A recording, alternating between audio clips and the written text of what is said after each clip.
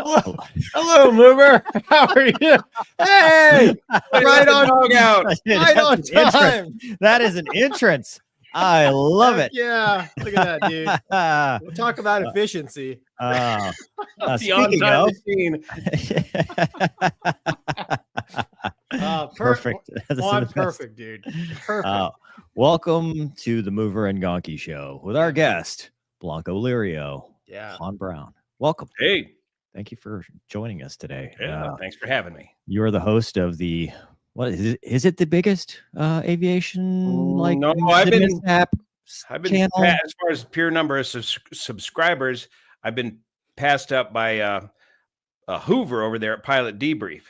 He went to YouTube college and it's apparently paid off, and he surpassed me in a short amount of time, but I'm the original one. I'm gonna have to change the motto and say the original.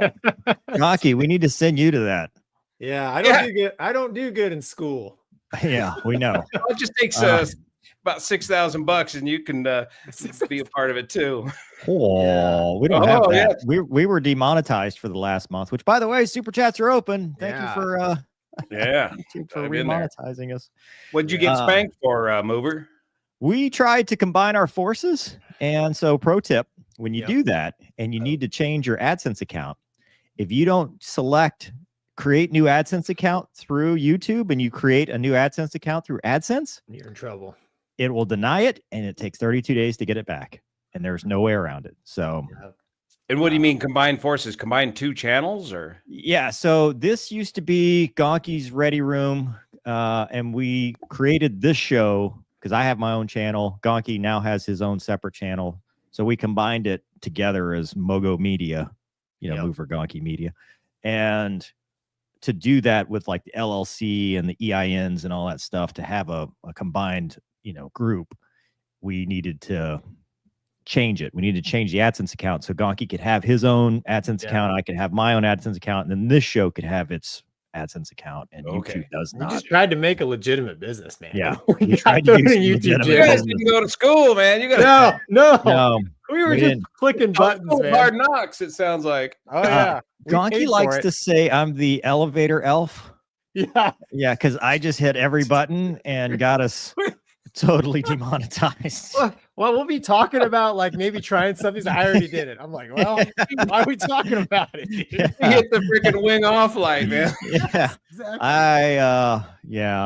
I'm not good at all this stuff. So, welcome. It's good to have you. You have a great channel, and we're looking forward to talking about your career, and then going over some late breaking stuff. I know you probably already covered it and how fast you get stuff out, but there's some stuff that's come out today.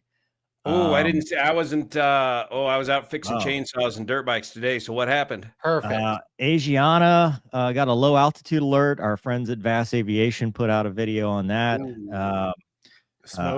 Delta 717 had an evacuation after early return, and they popped the rear slide. You don't ever see that. They popped the cone came out. The cone slide in the back. What, like an old MD-80 or something? 717. The 717. Okay. Yeah. And then he's like taking notes. He's like, all right, after this, I gotta get on this. Asiana, shoot. Yeah, if Juan starts zoning out, we know he's working on the video, dude. I'm over here. He's simulcasting from the studio. We'll have the data up here live. Yeah, because Pilot Debrief, Hoover's working on it right now, man. Not to give you any anxiety. No, he's covering stuff that's he's in the safe zone of reports that are already published. Okay. Well, that's what I do. Damn it. Yeah. Everybody's I do.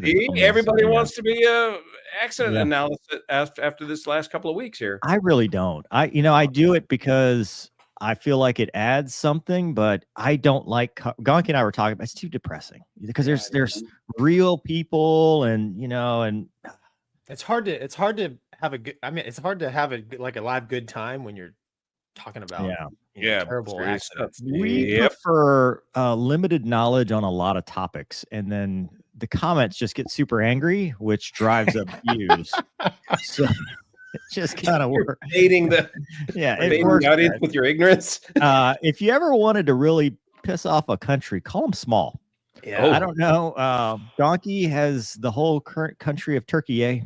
Yeah, pretty upset with him. Oh, I've got boy. threats from Iran, Yeah. so and Russia, so it's fine. It's fine. It's all good. But we have super chats. We have to do this because previously we didn't. So it's been a while, man. Now, how do is there a quick way for me to tell folks we're on live right now too? It says something about stream this to your audience up here. I'm afraid to push the button or the wings will fly off. I would probably go to your community page and say and tag the Mover and Gonky show. Yeah. I don't know. Yeah. I understand the English words. I don't know what he means, Juan. So if you're having trouble, it's all Mover. No, Wyatt. All right. So Wes says celebrating that you're out of YouTube jail. Thanks, Thank you. Wes. Hey. That's awesome. Cheers from Zenith. Thank you, Zenith. Kelly says, congrats, you're out of YouTube jail. Joe says, Kelly. Welcome back. Josh says, should the U.S. make the F-22 Raptor again, or is it aging technology compared to what the F-35 can do? No, it's aging technology compared to what the 6th gen can do. So we need that. Take my money, says Brian.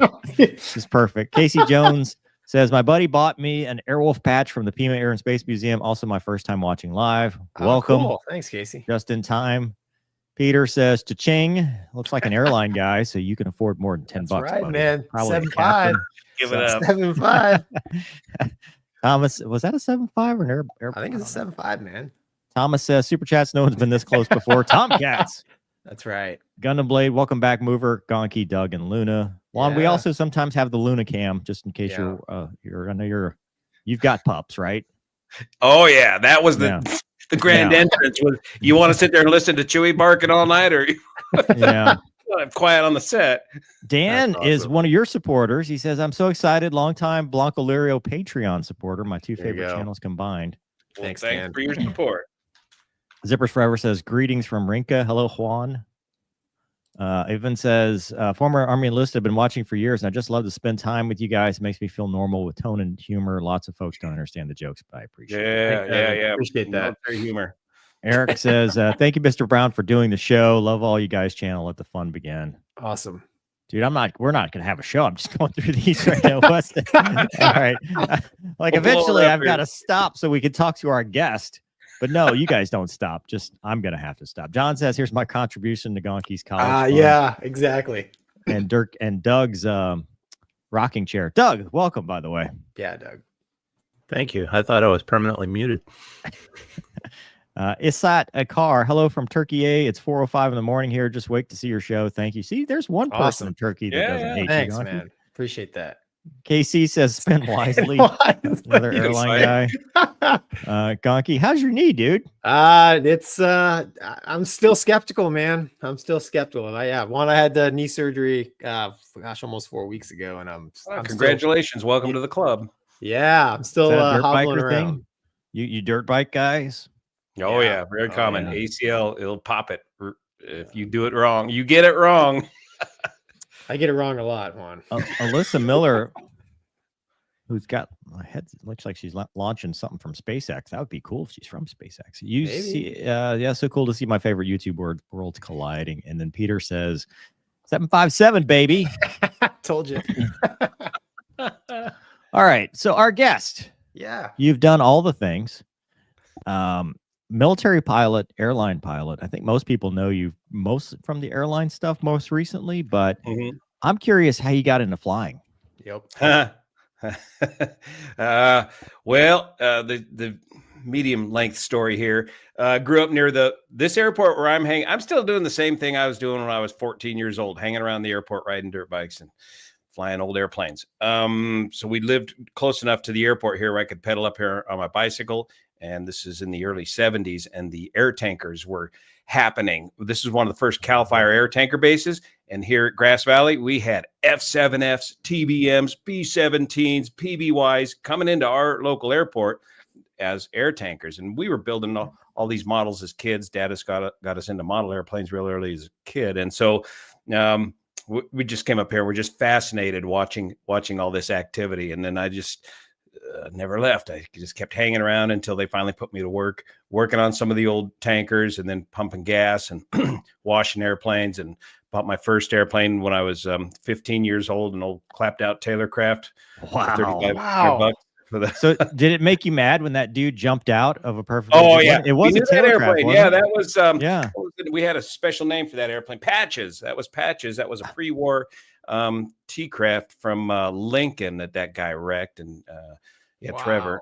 Yeah, he didn't go to YouTube school apparently. No, he went to regular jail. Regular jail, not YouTube jail, like regular jail. But he's out and back and up to his nefarious activities again. So I hear. So I don't know. Perfect. I don't think he learned his lesson.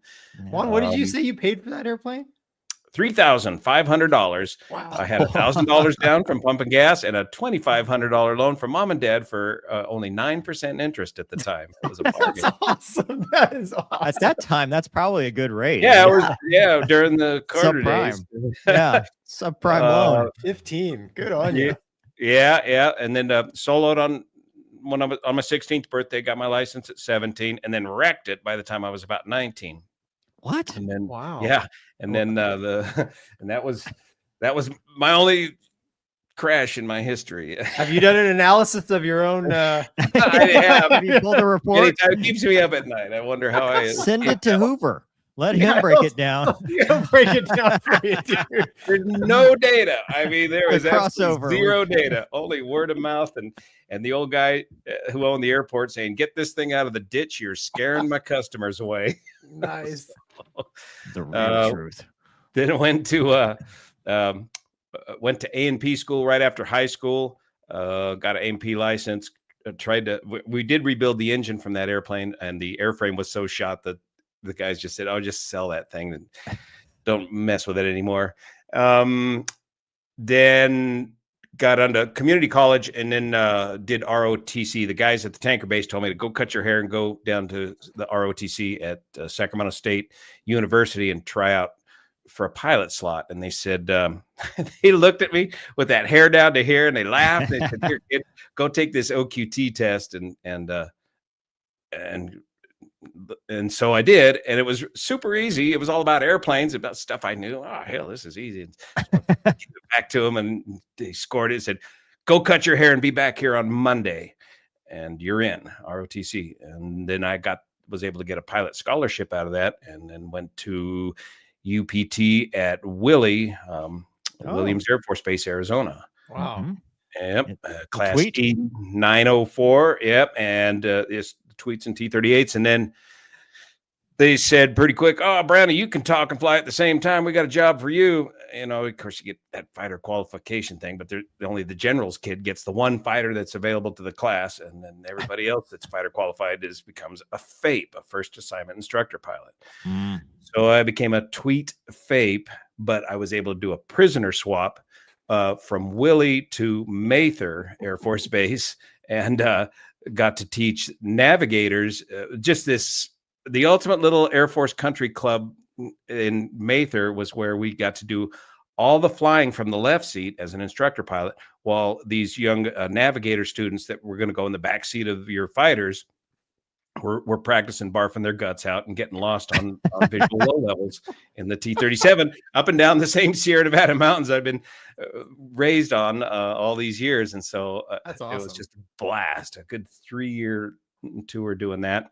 And then, okay, I'm ready for that fighter assignment. You guys promised me, hey, congratulations, you got your first available choice, a C-141 to Travis Air Force Base, California. So I completed the never before seen tour of active duty Northern California, Mather and Travis. In the 141, they upgrade you to aircraft commander really quick in the 141 when you come out of T-37s or anytime you're a former FAPE, and flew all around the world in the 141, hauling a trash and a boatload of enlisted guys from one giant party to the next, all around the world. And they knew the drill and where all the cheap beer was. And, did it break a lot like Fred and Barney? Not nearly as bad as the C5. The 141 was pretty reliable. And Fred was, the old joke about the C5, two C5s on Guam. One of them's up on jacks. And what's the matter with the C5 on Guam? Well, there's only one set of jacks for a C5 on Guam. Oh, wow. Oh, yeah. Now, did you ever take the 141 into Dahran? No. Yeah. Back then it was Black Hawk Down. It was Somalia, Mogadishu, and we were doing AAARs out to there, and then hanging out in the Mina house in Cairo, Egypt. Somalia. So were you with the high speed, low drag folks in that area? Well, we were just supplying them, and then supplying them going in, and then hauling all the wreckage and out once the things were kind of winding down. So we were just in and out of there, and then hanging out at Cairo, staging out of Cairo. Yeah. So that was the end of the active duty thing. I had an opportunity as watching the waves and the hiring cycles with the airlines, and got interviewed. I will mention one airline. I interviewed twice at United Airlines and got turned down both times. Really? So I went groveling up to the Reno National Guard unit, where they had recently converted from RF-4s, the coolest job in the world, yeah, guard unit with RF-4s just ripping up and down the desert all the time, to C-130s. And so they had, hold on. Come on, Mover. I've got something for that. That's it. 4 fans of freedom, baby. That's right. Yeah, look, see? Look at that. That's right, man. Go. We got that. Speed limit 35. Yeah. So there was a lot of very bitter fighter pilots with salt in their beer from their tears, and I was like the only guy that had any crew aircraft experience, any formal CRM training. So that was a real fun cultural thing to get thrown into there with the Nevada Guard, and that was a lot of fun working with those guys. And the C-130, I learned the very difficult lesson of the difference between strategic airlift versus tactical airlift. And strategic airlift, we're just going from one big party to the next, and real easy stuff. And tactical airlift, we're just doing it all: the low level, the night, the formation, the ski, the assault landings. The list of squares to fill for each check ride was just an enormous amount of work to stay current and qualified on. Wow. So in the meantime, I was able to get on with the Forest Service and do this odd job called lead plane training. I had some connection still with the old tanker guys here, and they got me on with the Forest Service and started training up to be a lead plane pilot, flying the pressurized Barrens. And that's where you lead the tankers down the smoke-filled canyons like a bird dog. And show them exactly where to drop. And that was a year of anus clenching adventure, and a lifetime of anus clenching adventure. Put that on a t-shirt. 1 year. A year of anus clenching adventure. That's ours, Juan. Just so you know. We have, it happened on this show. So Gonky wants all rights to the anus clenching. Yeah, there we go. Thinking about what it'll look like. Yeah. And then finally the airline I work for today called, and with that airline, if you had an interview, you basically had the job, unless you really boned up the interview. And I've been there for since 1999. Making 26 years now, and it only took me 17 years to get off a reserve here on the West Coast wide body. So you kids out there that are complaining about having to do reserve for 4 months after you get hired, you have no idea what it can really be like out here when things are slow. What'd you fly on the airline side? Oh, geez. It's because of the vagaries of the industry and the poor timing of my career. Between 9/11 and bankruptcy and age 65 and COVID and everything else, as soon as you moved a little forward, you fell 2 steps back. So my first assignment right out of the gate was a 727, not flight engineer, but right seat in the 727. So I got a chance to fly the Classic before it went away, and that was out at Miami. And then pretty quick, the 7576 assignment to San Francisco opened up.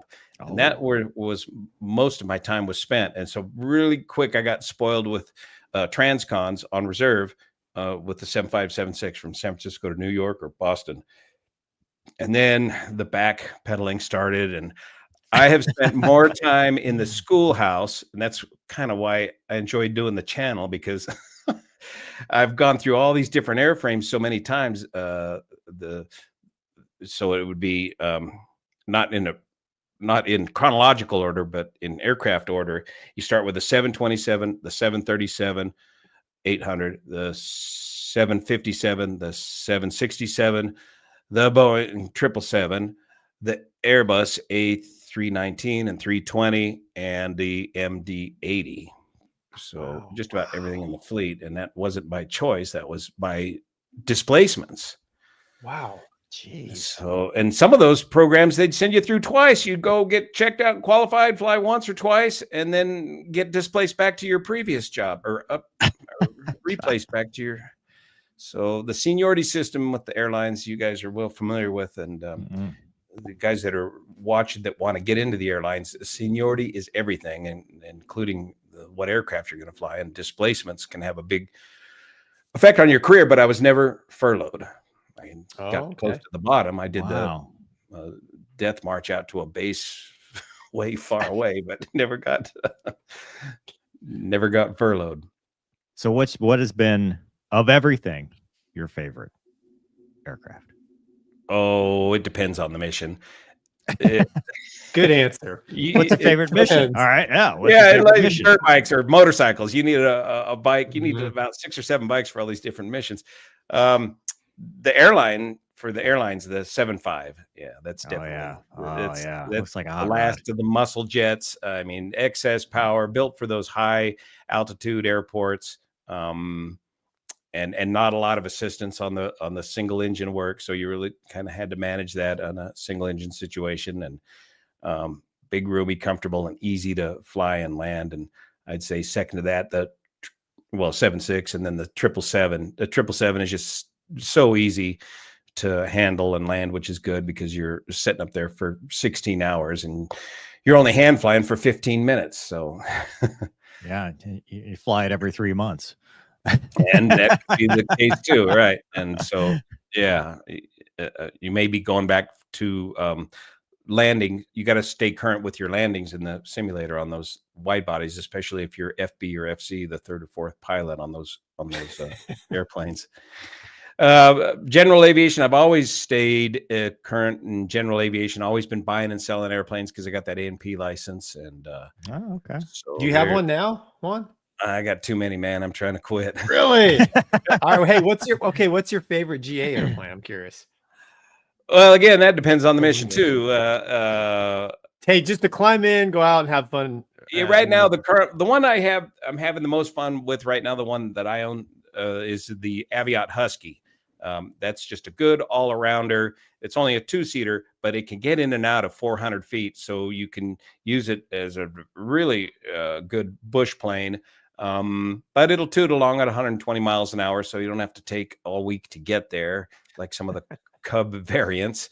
And it's got excellent range. I can get up to Idaho to the good stuff in one hop in like 3.5 hours from here in Northern California. And it's a great trainer too for training folks in. So right now I'm really enjoying the Husky the most. In the past airplanes, one of my favorites I ever owned was a Pitts Special. If you guys haven't not had a chance, I've flown the S2. Yeah. Yes, yeah, that's the way a small high performance airplane should handle is the Pitts. Juan, there's an aerobatic school south of you, near just west of Lemoore. I can't remember the name of it. My buddy. Oh, that's probably Sean Tucker's place. Yeah. Yeah. My buddy bought me a ride in a Pitts there. Mm-hmm. And I was absolutely amazing. Yeah. That amazing. hooked me. That, in fact, where is that? I had that picture here somewhere of my first pits ride. Here it is. Stand by. Why does that? We got a couple super chats for our listeners. There it is. Yeah, yeah. First ride in a pits, boy. That just hooked me. That was, and then you legit strapped that airplane on. Yes, you would wear it, and then so I went out and got a little S1C, and then we ended up. It turned out I was terrible at aerobatics, and I knew it would just take forever to get any good at it. And then at that time the biplane class at the Reno National Championship Air Races was kind of dying off because there was a couple of high-speed racing biplanes. Sorceress and Sundancer was running away with the pack, and so they called all you acro guys. We're going to change the rules and let all you acro guys in to fill up the field. And so we went up and raced at the Reno National Championship Air Races for about 5 or 6 seasons in the biplane class, ripping around in the pits, and that was just a blast. Did you like? I mean, to me, I think airplane racing is kind of crazy. But did you? It's totally sketchy. That's why after 4 or 5 seasons, okay, I've rolled those dice enough now, and I've had my fun, and now I can really see the sketchy part of it. But I didn't see any fatalities in the biplane class the time that I was racing. That's awesome. Do you ever think about building an airplane? Yeah, I've fiddled around with that, and I've discovered that I'm more of a flyer and less of a builder. Says the A&P. Yeah. I get tired of working on these damn things. You have to enjoy working on them because you're going to be working on them a lot, especially if you have a couple of them.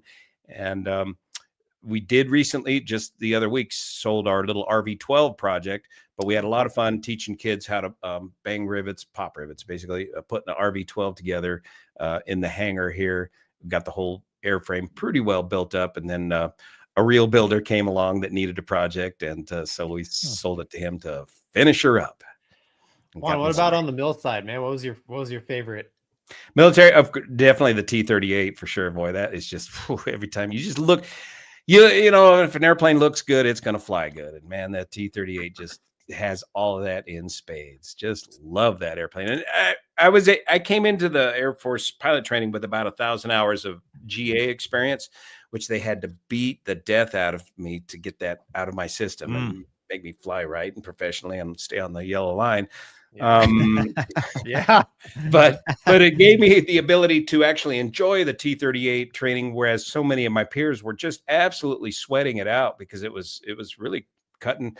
A lot of folks couldn't hack it. They couldn't graduate because they couldn't figure out the T-38 and the time constraints of pilot training. And oh, dude, I know. I mean, I went to it after 1,600 hours in F-18, and I was like, this airplane, this thing is. Yeah. So you went back into ATC as a tour? When I switched, got out of the Navy Reserve and went to the Air Force Reserve, I went to a unit that was flying T-38As for Red Air. And so they sent me to there to Texas, basically where they FAPES, where they were teaching the T-38 IPs. Yeah, Randolph. Yep. Yeah. I think showcase of the Air Force. And yeah, man, I got in that thing and I was like, oh, this will be like T-45. I remember that thing, piece of cake. I got in that airplane. I thought, man, why? Like the Air Force should be killing a lot more people. That's amazing. That's what I thought. It did early on. It did. That's why there's so many notes, warnings, and cautions in the Dash 1. Yeah. It's only, when I was a reservist in the Hornet, like I was like, the plane's easy. It's the mission that's hard.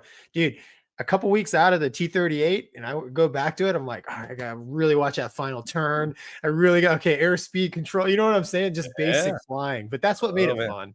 Yeah. It was such a fun challenge to get out there and nail those landings, man. It was so fun to be able to do that. Yeah, I'm not sure I ever did, but and they're still flying those same tails today. Yeah. The ones you flew, they're still flying the same ones, things and everything else. And all they probably had new car smell back then. Now it's just sweat, tears, and regret. Years of regret, sweat, fear. Yeah, lots of fear. All the 100%. Fear. Yeah, the seat cushion's been changed a few times. Man. It's all different. All right. I want to ask you about your other endeavors. But first, I want to get to just catch up on the audience real quick. Yeah, let's see what's Spider cooking. Black says, "Boys are back. Hi, Mover, Gonky, Doug. Hi, all. No jail. Good to see you, Wicked." Aaron says, "Juan, watch your content a lot, especially your GA stuff, which we were just talking about. Yeah, that's amazing." Do you do GA videos? Like, of you flying around? Have you done? You know, I've seen a that's couple good you've done. question. Yeah. The bigger the channel gets, the less I want to incriminate myself because people will find something and they'll call the FAA, and the FAA is forced to have to answer every complaint they get. So if they see out of the corner of the screen the whiskey's missing out of the whiskey compass, then you got to deal with that. So that's what happened to, was it Phenom Pilot? Premier Pilot, right? Premier Pilot, right. He got called out for clearing the taxiway or something. Runway switching to ground too early. Yep. So that kind of does kind of limit that. I'll be doing a little bit more. I'll do some still. And the whole channel kind of started when that Oroville spillway broke, and all those reports were done from the airplane flying around with the little camera. And that's mostly just aerial views. We're talking too much about the flying part of it, but that's, people got more and more interested in the flying part of it. And that's how I kind of slow rolled into what the channel is today. Well, let's talk about it, since that's called a segue. Yeah. You don't have to go to pay $6,000 to YouTube school. Yeah, I've learned things. What? How did you get this? How did the channel become what it is today? From zero to hero. So first start goofing around on YouTube. You make an account just to get on YouTube and make comments. Basically, when YouTube was invented, it seems like. But I wanted to remain anonymous because of my airline job. And so I just started on my wife's channel. She's from Spain. My Jenny, she's from Spain. She just made up this name late one night to get onto YouTube. She made up this name, Blancolirio. She had some email kind of along those lines. Perfect. White Lily in Spain is the Spanish is the literal translation, but she just made that up. So then I started posting some motorcycle stuff and had a lot of great motorcycle adventures. And then that spillway failed at Oroville, and I ran up there with this GoPro camera that I used for the motorcycle videos and hung it out the airplane and shot the whole disaster as it was unfolding, and then did a little voiceover explaining what was going on. And that's the video that put the channel on the map. That one video, 500,000 views with thousands of comments and loads of questions, because nobody in the legacy media could seem to understand what was going on. They didn't have the time to try to figure out what was going on. It was a very serious emergency that led to a chaotic evacuation of 180,000 people and scared the death out of everybody. And it was like a 4-engine airplane running on one half of one engine. They had lost complete control of the reservoir, and we didn't know which way it was going to go. So I just kept following that story as it was going along, unfolding, and then continued to follow the story. Won the trust of the DWR, Department of Water Resources, and Kiewit Engineering that was doing the massive rebuild. Huge engineering feat, rebuilding ended up costing $1 billion spillway and emergency spillway in just 2 seasons, between 2 flood seasons, and maintaining control of the reservoir, huge reservoir at the same time, because it's an earth-filled dam, and if you pour water over an earth-filled dam, it's curtains.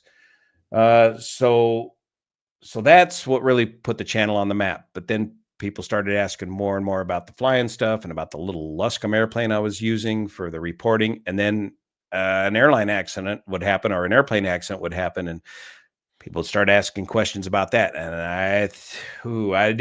I was reluctant to get into it, because I knew if you're going to get into aviation accident reporting, you're going to have to be 100% correct, or you are just going to get laughed off of the stage in a moment's notice. Plus, there could be the repercussions. I don't know how the company's going to handle this if I start talking about all this stuff. But I went for it and learned some hard lessons along the way. But if you do it just the way that we did the Oroville situation, by sticking to the facts and sticking to the known the known facts and tell people about what investigators will be looking for and asking questions, the same kind of questions that investigators are going to be wanting answers to, you can create some real valid content, and eventually you get to the point to where, okay, this has happened now, and we want to learn these lessons now. We've got so much data out here in real time nowadays with ADS-B data, ATC, video. You've got a lot of the information to learn some lessons pretty quickly right away, and pass those lessons along without having to wait 2.5 years for a final report that's probably going to come out pretty close to what we see happening right now before our very eyes. Were you a safety guy? Yeah, I was going to ask, did you do safety in the Air Force? No, I'm not a formally trained Air Force safety guy. Oh, well, it's just a passion, labor of love. Yeah. I've seen it. Oh man, I've just seen it over and over in general aviation. We keep repeating the same old mistakes, and it's tough to not sound like a broken record when I'm reporting on some of these things, because it's the same old thing: VFR into IMC, fuel exhaustion, there's fuel trends, mismanagement, the same old trends over and over. But if you can bring up a fresh example, we got a whole new generation of pilots out there coming up. They didn't. The video is more their forte. They're kids. If you're going to get into flying, you got to still read. You got to get in the book. That's a big problem I see out there right now, is they're not learning the rules. They're just watching, trying to learn everything from video content, and that can go so far. But to that extent, in the old days, we all had hangar flying. We used to hang around doing stuff like this. This is hangar flying right here. Yep. And a whole newer generation of kids don't always get to hang around the airport with the old World War II guys and learn from them. And so this, to some extent, kind of helps replace that hangar flying that we grew up with. Yeah, I remember Juan, in UPT, right? You'd all brief and debrief out in the open, right? So you could hear everybody's mistakes and stuff, because you're not going to live long enough to make all the mistakes yourself. So the idea was to, try to learn from everyone, and it does. I mean, it works. Yeah. And if you were the guy that flattened the tire in the T-38, you had to do the walk of shame down the hall and walk into every class squadron and show them your flat tire and tell them your story. Gonky, you've never done that before, have you? You know what? Oh yeah, dude. But hey, here's my excuse. Every time it rained. No anti-skid and paint on the runways, man. Every time it rained. Yeah. But you know what, Juan? I mean, you get the tug pulls you back. You don't have to worry about talking. Very relaxing. No debrief, because everybody's debriefed by the time you got back. Yeah, nobody wants to wait for you. We've got Gonky's dad. It'll be fine. Yeah, exactly. He didn't take any shots anyway. Yeah, he died immediately. That's why they send all of us officers to public speaking, so that you can do those sort of debriefs. Juan, is there a balance? Because I've seen this on my channel.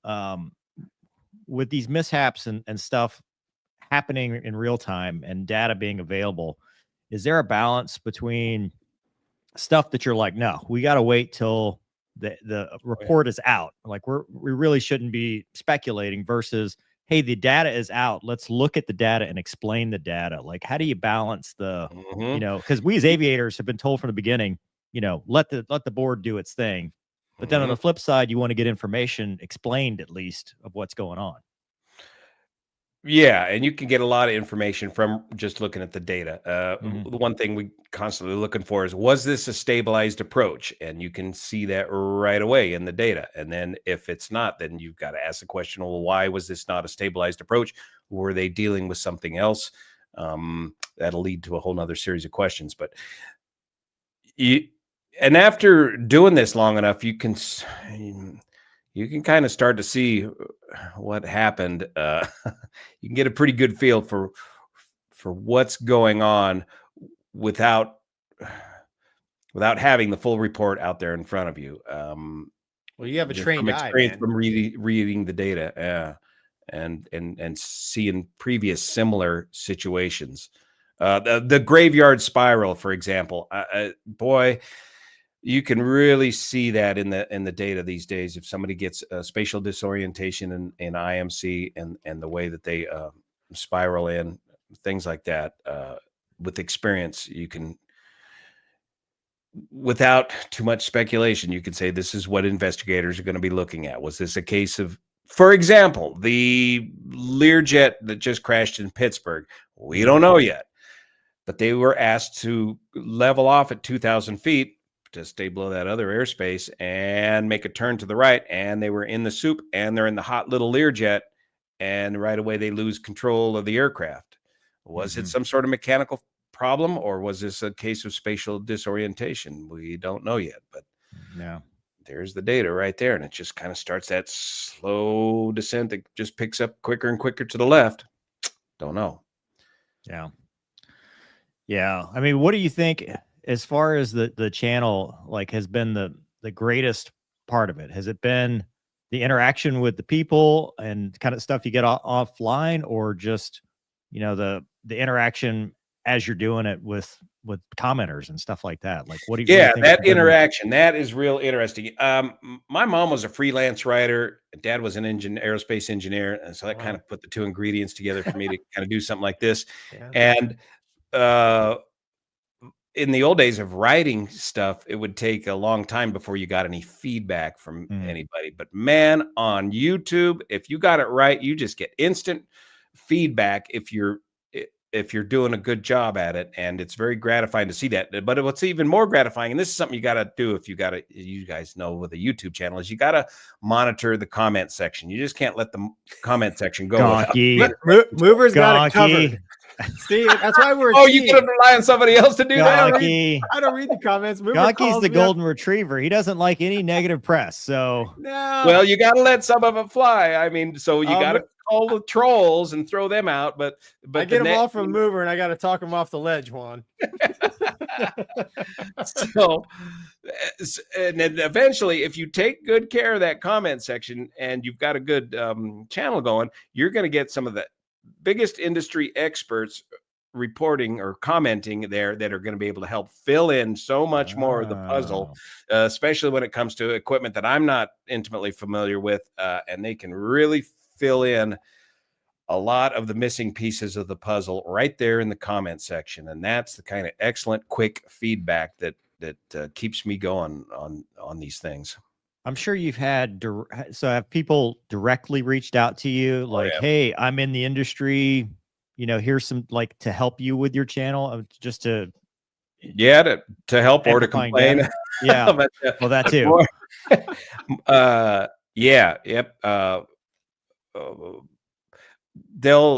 They'll go so far as to, hey, come on down here, check out our facility. We'll give you the tour and show you what this piece of equipment's all about. Sometimes they're just wanting some free publicity, but and then of course they're always informing you as soon as something happens, your phone starts blowing up, and they're notifying you right away. And the email, they're asking, okay, what about this? We're looking for information on that. But and then we'll get calls like and the good example of that is kind of obscure example is the tragic Texas midair, the B-17, and what is an air boss and what does he do?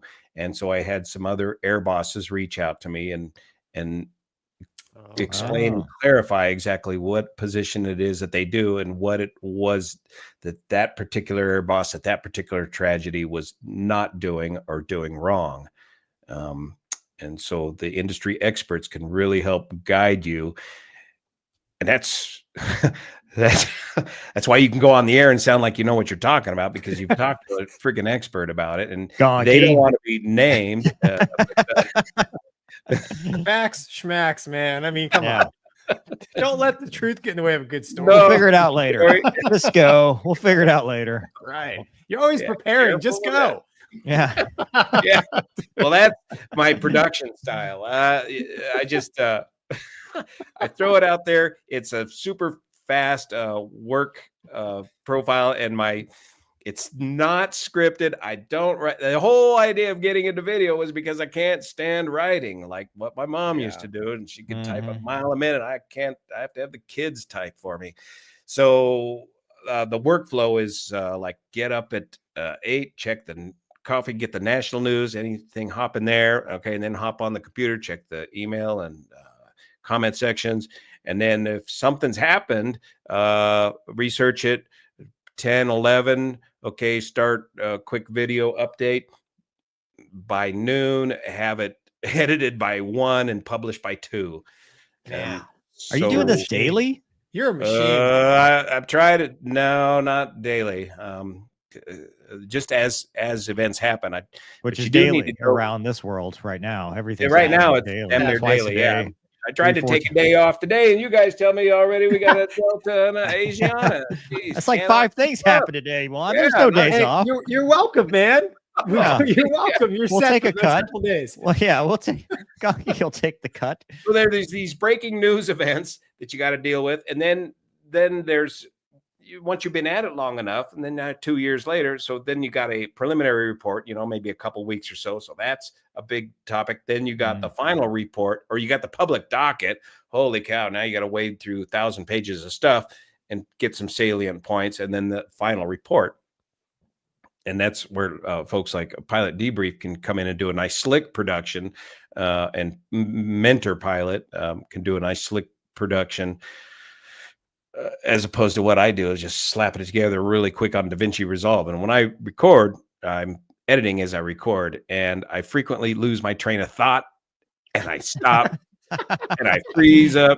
Wait, do you have cat shot brain? Have you ever taken a trap or a cat shot? Because I know a friend of mine has this problem. I do the same thing, Juan. And Mover makes fun of me. Yeah. All the time. I was like, gosh, you got to edit all that stuff out, and then you piece it together, and it looks like you're just clipping right along. I'm so glad. This is so therapeutic for me, man. I'm not the only one. Let's take a break for a second to our audience who has been nice. Let's say, I'm going to get a drink of water. Stand by, boys. I'll be right back. Thanks, Hannah. We appreciate that.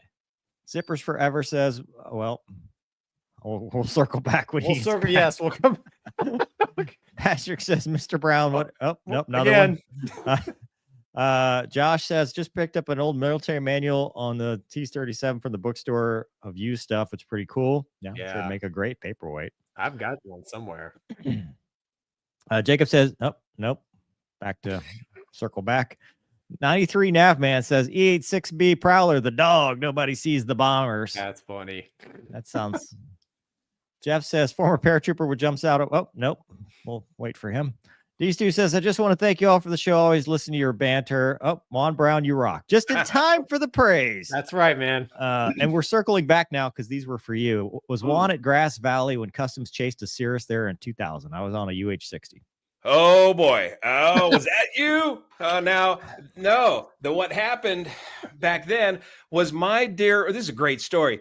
If we're talking about the same thing, my dear old school teacher, Joe Moore, a former Navy pilot, ejected out of an A7 or one of the earlier jets, Panther or something, F8F, had built a very easy composite airplane and flew all over the state in that thing. And he didn't like dealing with ATC or radios. And so he come up from all the way from San Diego with his transponder turned off. And it's a super low profile radar signature, very easy. And he comes ripping all the way back up to Grass Valley. And here comes DEA and their UH-60 and their citation just chasing him down. And he lands and goes to his hangar, and next thing I know, he is being jacked up by these jackbooted thugs in his hangar with this citation and this UH-60. And I come dropping in there and I say, hey, Joe, what's going on? And I tell the customs guy, you got the wrong dude. This is my former English teacher. He's not doing any nefarious activity in a very easy. You get out of here, kid. I don't want to hear you run me off. And oh, dude. Wow. What a story. Zippers Forever. We hope you were not that jackbooted thug. We apologize if you were. Yeah, I have some of my best friends. That is the story. That is it. It's a small world. That's the story. Okay, that's it. So he was the jackbooted thug. Oh, perfect. No one's seen your teacher since, right? And now he watches your channel to make sure you're still staying on the straight and narrow. That's right. I keep my ears short. Dude, that's awesome. Oh, wow. Patrick says, Mr. Browne, what airport are you near? I grew up in Victorville. Victorville, we're right here at Kagoo or Grass Valley, Nevada County Airport in Northern California. So I'm assuming you have a hangar or 2 or 5. Yes, How many that's hangars the do you hardest have? thing of aircraft ownership is getting a hangar. And I've had 50 years of seniority on the airfield now. I was finally able to get a hangar. It's worse than the airline. Jeez. Oh, yeah. All right. So Jacob would like to know any plans on Blancolirio, Stig Aviation, and Captain Steve live show. Oh, he's trying to get off our channel. Apparently, we're not impressing. We're not good enough. Jacob. Oh, Captain Steve. Captain Steve, you're going to have to take your uniform off. That's just unprofessional, man. Thank you. Yeah. Thank you. Yes. Thank you. And in fact, I think the company is looking for you, Captain Steve. And I told the company you're doing everything the company told me not to do. Take the damn uniform off. Thank you, nerd. Yeah. Except Mentor Pilot. He's cool. He's fine. Well, he doesn't even fly anymore. Yeah. But if you got to put the clown costume on, focus on content. Yes. Yeah. Thank you. Thank you. Jeff says, former paratrooper with jumps out of 141s. Did Juan do many airborne drops out of Fort Bragg? 141s. No, we were at Travis. Thank goodness, just strategic airlift. And so I was just hauling rubber doo-doo to China and Somalia. And so we did not get into airdrop in the 141. However, we did lots in the 130, but never made it out to Fort Bragg. Do you ever cover military AIBs and stuff when they come out? Like, do you do like when I leave that up to you guys, you and Ward Carroll, and you guys are doing such a better job at it than I am, and I'm so busy on the civilian side. I haven't messed too much with it. I did report recently on that growler into the bay in San Diego because we had some incredible video and a little bit of data, but have you heard anything on that? Was that a go around? I'm hearing rumors of a rumor I've heard. Wombat had the intel, and I don't know if he ever got to it. Last time he was talking, so that's Navy stuff. I zone out as soon as they start talking. Yeah, about that's the rumor I heard, Juan. But I mean, I don't know. There's that epic shot, and I didn't see it until later. But of the jet appearing like it's climbing out normally, minus the canopy and 2 people. Oh boy. Which is odd to me. That's all I'll say. So the problem with the military stuff, I don't know, maybe it's a good thing, is there's very little information, no information until the report is out, and then they do a really good job of the final report, and there's a lot of good lessons in the final report once it's been. What do they used to call it? Blue 4 News or something? I don't know, but one of my complaints is that they are not as open as they used to be. When I first started my channel, the Navy had the FOIA, the JAG reading room, and you could get all the reports from the safety center, as soon as they were published by JAG, because JAG's the one on the Navy side. That's the final report versus the AIB, which is public on the Air Force side. And they took it away.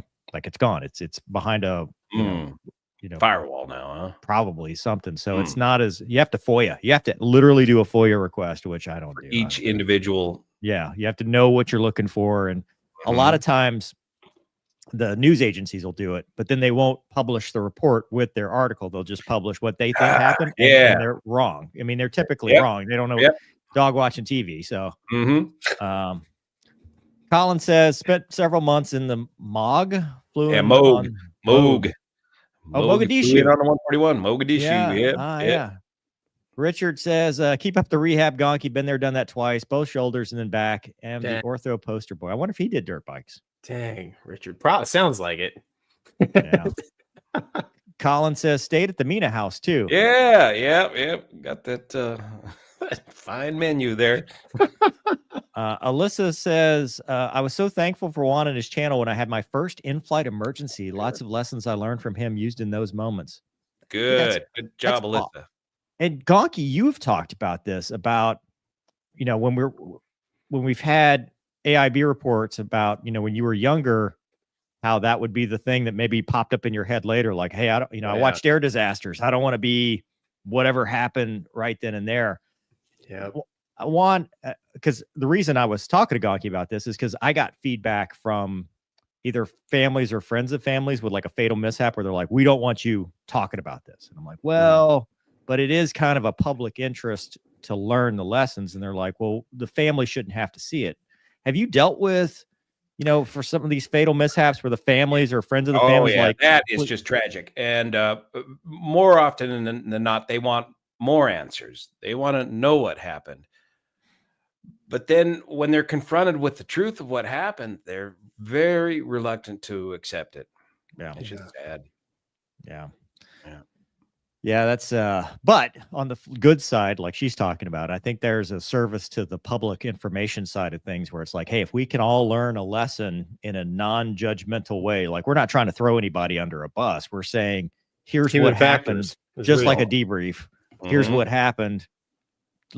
Maybe next time I'm in that situation, I'll think twice or something will change. Yeah, when it comes to general aviation, it's aeronautical decision making. It's making the right decision before you even take off often, and that's a critical thing. I'm thinking of starting up a service, $99 a month. Call me before you make a dumb decision and run it past me and see what I think, man. Dude, Gonky, our single engine. Yeah, Gonky. See, that's another. Write that down. Yeah. Well, dude, you got any more? My thunder, yeah. What else you got? Come on, dude. Gonky, write that down, dude. I'm full of all kind of bad ideas. I'm gonna make a sticker you can put on the side of your airplane, dude. It's like put this right after your before takeoff checklist. A QR code, man, and just ring me up and see if this is gonna be a bad idea or not. Did you see? Because I covered this. I don't think you did, but you may have the R-44 mishap in Louisiana, where when the preliminary report came out, it said he had no basic med application on file and he had no certificate of any kind. And it was an inadvertent IMC situation. Oh, okay. Yeah, not familiar with that, but you would be amazed out here in the GA world how many folks are running around without a license. Oh, yeah. Wow. It's real common up in Alaska because, I mean, you need an airplane like you need a car, but even down here in the lower 48, you can buy an airplane and you can just go start flying it. And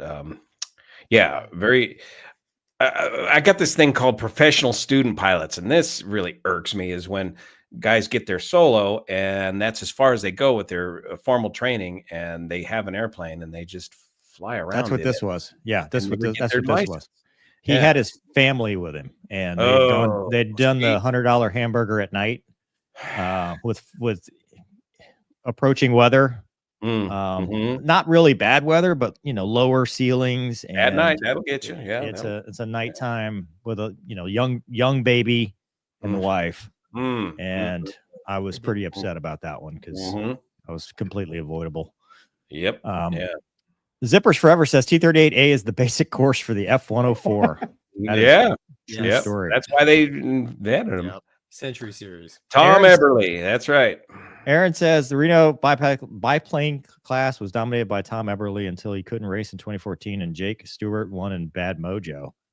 Right. So Tom Eberly, he in more recent years, he was the guy that ran away with the biplane class, similar to what Sundancer and Sorceress did back in the days that we were there with the pit specials.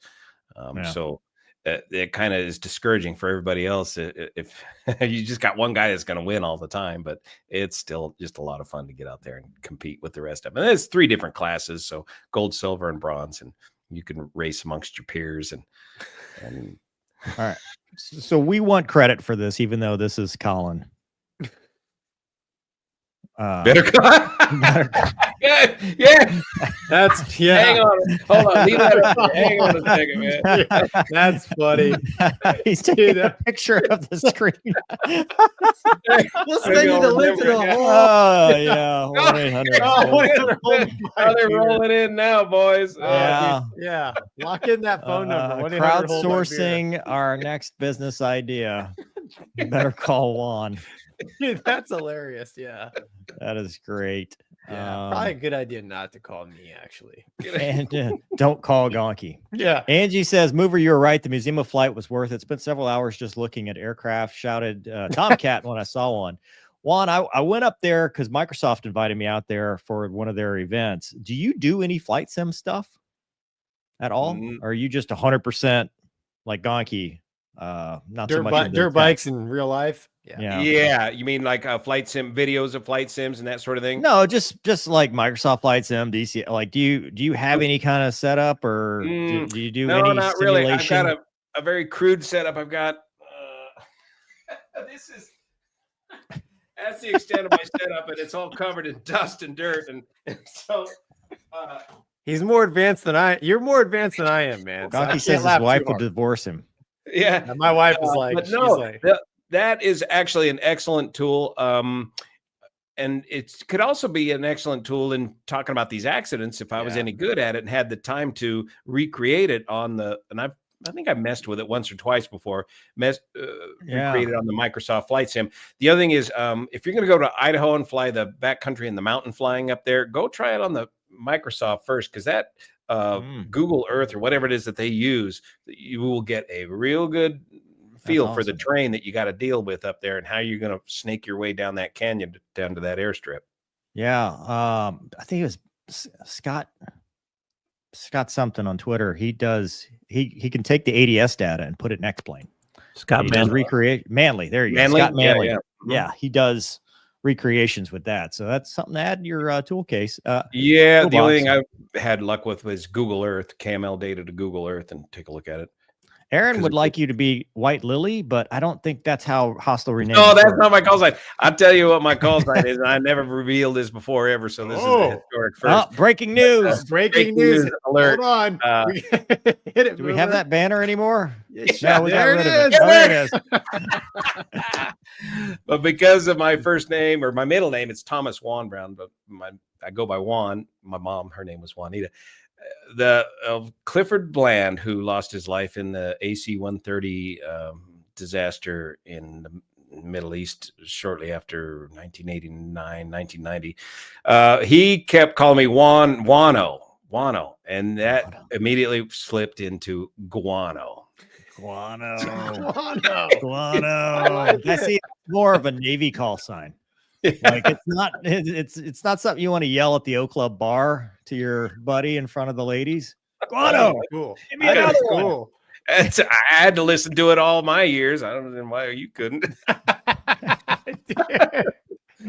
Yeah. Oh wow. On Air Force fighter guys, their call signs are too cool, man. You need, the more you hate it, the more it's gonna stick. Whatever you're 100%. Wow. Neuropilot says, I watch Blancolirio a lot. He's great. Thanks for watching. 93 Navman. No mishaps in my 25-year career is a single failure unless an engine off the cat, or was a single failure unless an engine off the cat. They all were a chain of events. One decision changes the outcome. Yeah. Wow. Error chain. Havoc 750 says 3 of the best aviation content providers on YouTube. 4. Douglas. Yes. Yeah. The man behind the actual producer. Daryl says, just $2. Thanks, Daryl. Roberto says, been waiting for this collab for a long time. It's awesome to see you guys all here. Thanks, man.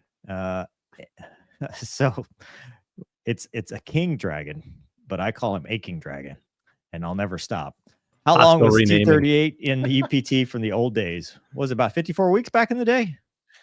Yeah, the whole program was a year long, and we'd spend half the time in the tweet and the other half in the 38, minus the ground school stuff at the beginning. So, so it's a little less than half a year in the 38. And what was it, about 150 hours or something of flying time? I've flown 89 hours in the T6 and 100 and something in the T38. So yeah, somewhere around there. Now it's different because they do wings in T6s and. Well, yeah, and the 38's going away. So sadly, allegedly. With no replacement. Yeah, with no replacement. So good luck with that. Another Boeing product that's not making it. Imagine that. Spartan says, hey guys, I'm coming off the bench in the IRR to the Air Force Reserve. Fortunately, the Air Force has the same standards as my wife. Low. Thank you for the inspiration. God. Perfect, Spartan. Better than my ex-wife, fast and cheap. Wow. I love it. Yeah. Barry Seals 2.0. I don't know what that's. Is that from back when we were telling the easy story? Or is this, we're just saying Juan is now Barry Seals 2.0? I lost track. It went by so Yeah. fast. Thanks, Dan Cooper. Dan. Auburner Lum says, y'all need to host a YouTube pilot podcast con. Movier, Gonky, Juan B, Hoover, Minor Pilot, Dan Grider, Jimmy's World, Rebuild Rescue. You were doing so great for some of these. And then you kind of Well, fell off they the kind of wagon. try to do that at Oshkosh each year, and to some extent it kind of works. But Flying with StreamYard K's. will crash. Yeah. We can't handle that much. Kyle says, I love all three of you. Great info on every video helping us be more informed and safer pilots. Any tips in the T-38C? She's kicking my ass in UPT. Gonky, what's your advice for the T-38C? The expert. It's like, say your prayers. Let's see. Keep your it's airspeed mind up. over matter. You just got to think that you can do this. Yeah, 100%. Dude, you want to know how big of a nerd I was, Gonky, in UPT? I flew the C model in UPT. Yeah. I couldn't land the thing at first. So I went back to the room and I did the trig, right? Because I'm like, I'm going to figure this out. And I did here's where I need to move the flight path marker on the HUD to get the perfect landing at what radar altimeter and distance where I need to shift. And then I got that sight picture and then figured out how to land. See, when I flew the I don't C model, recommend it. They made me turn the HUD off because they knew I was going to the A model. And I was already a HUD cripple coming from the F-18. So I was super dangerous. Yeah, Kyle, I don't have a lot for other than what Juan said, man. Stick to it. Like Mover's talking about, basically chair flying things you're having trouble with. And talk to your friends, man. Talk to your friends that aren't struggling in the areas that you are struggling in. Get tips from them. Can you still go out in the box, what they used to call the RSU, and just sit there and go out there and grade landings and watch and watch and watch? Yeah, you'll pick up stuff. Comments. Yeah, it's probably been replaced by AI. You children of the magenta or a heads up display. I don't know what you're talking about. Grok 3. That's got a HUD and a 38. That's why I went to the 7.8 one. I couldn't do the triple. I'm like, I need the HUD. Oh, every time I go to recurrent, the guy's like, I don't like the HUD. Green I'm donut. like, and I got crap because we had an AOA gauge and the old guys didn't have that either. Yeah, I'm a cripple for the HUD. I'm not even gonna deny that at all. Hey, is that a model of a 141 behind Juan? Yeah, there it is. Yep. Oh yeah. I'll probably break it, bring it over here. But yeah, there's a dusty old 141 there. And somebody sent me a data plate that somebody stole off of a 141. Probably go to jail. I didn't do it. We're sending that to Dogie. Yeah. Speaking of Dogie, Gonky, I need 5 bullet points of what you've done. Yeah, or we'll consider you resigned. Otherwise, or Juan is replacing you. Give me 5 bullet points. Yeah. Hey, let me. When I telework tomorrow, I'll get that to you. Oh, geez. The Luscombe is replacing the T-38 for crosswind training. The T-Craft, that's what you can afford. You go learn to fly in those airplanes, and you can You could eventually transition to a T-38, believe it or not. Yeah, man, the 38 is such stick and rudder. Like my pre-check ride for my solo, man. I went up for it, and we did the dirty stall, and man, I gave it a boot of rudder, and we just flipped right upside down, totally. And the IP, it was one of the girls in the squadron. She screamed, I screamed. It was terrible. I mean, I was like, oh my gosh! Save that HUD tape, dude. That would be perfect. In the audio channel. Because like there's no digital enhancement or nothing. It's all like stick and rudder. But I was like, I had to redo that one. I was like, well, I guess I'll be redoing that one. So. Oh man, terrible. Gonky pilot is #1 pilot. Zippers Forever says anyone that first to customs aviators as DEA gets run off. We also did a bus at the Reading Air Show. Last plane to land was full of Canadian weed. Oh, you got him that time. Good, you got the right one. That sounds like an inside story. I don't know anything about these things. All right, so we got breaking news. Yes, all the breaking news. Which one do you want to talk about first, Gonky? The most breaking? What do you have, producer Doug? What is that? What am I looking at? That is the AA292 incident in Italian. So I guess it was JFK to New Delhi, and they were some kind of bomb threat and decided we're going to divert to Rome and got an escort by the Eurofighters. And it's so funny reading the forums. If you go to the picture, Doug, this was posted by the Italian Air Force. And it's like pictures and video. And on some airline forums, there were some very angry people about why are they taking pictures of the airplane while they're flying? Because they're supposed to. Yeah, it's been reposted by the official page of the. You can blow up the video, Doug, and then also don't miss what's happening. Log in or sign up. Oh boy, they're right there. Look at that. Yeah. Wow. Yeah. That I've not seen that before. Huh. It's so high quality, it almost looks fake. Yeah. It's you want to review your military intercept signals. Yeah. Well, I wonder your next quarterly training. Do you think they even knew, Juan? Oh yeah. You think they knew they had an escort? Oh yeah. Okay. Well, because earlier they were. I don't know, dude. They could. Know. I mean, if they turn off their transponder, right? I mean, TCAT's not going to see nothing. They just roll right up. I thought there was a picture ATC with them. Control of the jet. It's when they don't have ATC control of the jet. That's when they're going to come up alongside of you, and you're going to go through the intercept visual signals. Yeah, but these guys were. I mean, based on what I saw, the American crew they were complying. You know, they were told to return. That's the same way. Yeah, they are right there. Yeah, it's pretty wild. I don't know. I mean, in the airline, I mean, unless they're like in front of me, I'm not going to see them anyways if I'm in an airline. No, like, but I thought there was maybe I was thinking of another one. I thought there was like a video from the ground of them like right up next to it before it was coming like, in where they could see it from the cockpit. Like before, like they started out front and then slid back after the fact. Yeah, I don't know. I mean, odds are they let them know that they're being escorted, but I think it'd be obviously very easy to just roll up behind them without anyone knowing, just to make sure they're complying. But I don't know, man. I don't know what the protocol is there for the Typhoon guys. Yeah, that's a good question to ask.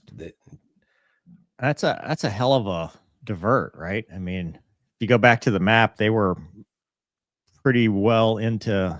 Oh, there they are. Look at that. Yep, down low, huh? Yeah, so this is approach to landing. Like they have already been intercepted from quite some time. That's pretty camera wild. work.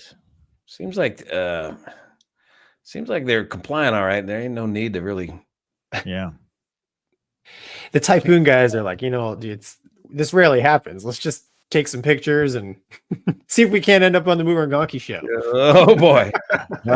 So they were out there pretty far to the east. Turkmenistan almost. Yeah, that's a heck of a U-turn. One thing I heard or read about was that they had gone through significant areas of GPS jamming, which is common in that area. Yeah, that's going on right there about where they turned around there. That was a big part of the Azerbaijan Airlines shoot down. Was that all started due to GPS jamming? Right. That's why they couldn't make the approach into what was it, Grozny in the first place. But wasn't this due to? Didn't they receive a bomb threat on board? Yeah, apparently. Yeah. And you can see where they did like a circle. I think they held them outside populated areas for a second, probably to facilitate the rejoin. But right there, yeah. Do a spin. That's why I'm saying I think they knew they were there because they spun them. Left the good news, 320 knots. Yeah, well, the good news is the airplane landed, and everybody was fine. I think I read they did a security search, and it's good to go. And allegedly, I think it's gonna head on its way with the passengers. I don't know, tomorrow. No bomb was found. Yeah, I don't know if they figured out where. It was via email. I think they got like an email saying something, and they did the precautionary thing. If I'm that crew, though, I'm much preferring to go to Rome. Oh yeah, that's a much better deal. Yeah. Hmm. I don't know, man. Yeah, Maybe they wouldn't swap the crew out, would they? Well, if you're timed out, Well, yeah. that whole trip to Delhi is so tight on crew timing anyway. But then you got to get another crew out there to roam, or you just put them into crew rest and restart it. I think it was FBFC crew. I think it was a 4-pilot crew based on how far it was. Yeah, that's a long haul. That would be a 4-pilot operation. So can you imagine being in the bunk? And then you want me to do what? You guys have got to be kidding. This better be for real. Do you think they told people out your left side you'll see a Eurofighter Typhoon? Yeah. No, they stay back there so they don't disturb the passengers. Yeah. Yeah. Well, yeah. Sometimes if you're not complying, they'll. Yeah. Right. Then they'll be right there. Yeah. They'll roll up next to you. Mm-hmm. I'd feel cheated if I didn't get to see it. Yeah, you can see it on YouTube later. Didn't get to see it. A Typhoon. You see it on YouTube. Yeah. That's fun. Yeah.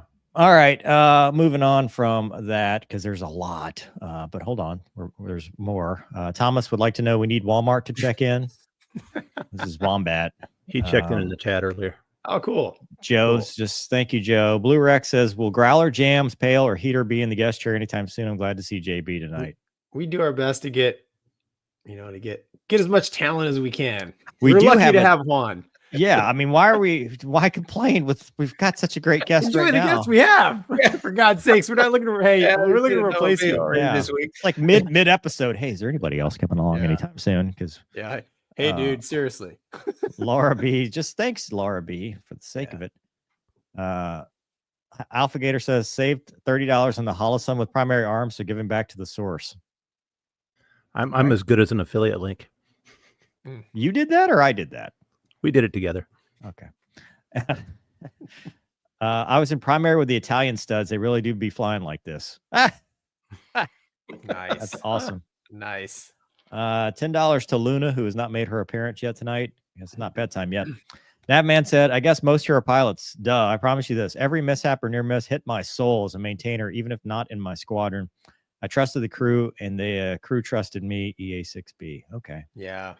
I remember, we had, when I was in the Navy, I lived through a couple accidents, and they always would try to fly the airplanes as soon as they could because they wanted, the maintainers to know that, we trusted them because there's a lot of trust in a military squadron. That is important. Yeah, and we've talked about this, like when we watched the F-35, the kind of the feelings of the maintainers sitting there watching it on the flight line going, oh God, I hope this wasn't something I did. Yep. And Juan, I know you've covered it, the DC crash. It's kind of an aside. So I did an interview coming out tomorrow with one of the former pilots from that unit. And the thing that struck me the most, he cleared up a lot of things that I didn't know about. I wasn't smart on Army aviation, especially in that, Gonky and I got a few things wrong. But what struck me was he was talking about just how bad morale was in that squadron now. Oh, man. Because they've been dragged through the media. And we're going to talk about it later as far as the mental health minute goes, but in the aviation mishap world, I know you've seen it, and I kind of want your opinion on this. People want to have a bad guy. People want a villain. They want to blame, and sometimes that's just not how aviation works. No, it's the holes in the Swiss cheese. It's all these little chain of events that lead up to it. It's not always just a clear-cut case of one guy doing one thing terribly wrong. Yeah. And people get mad. I know you've probably seen it in the comments. Oh, everybody's got their sides. We're so polarized right now. It's ridiculous. And everybody wants to just get on their political bandwagon and say it was because of this, that, or the other thing. And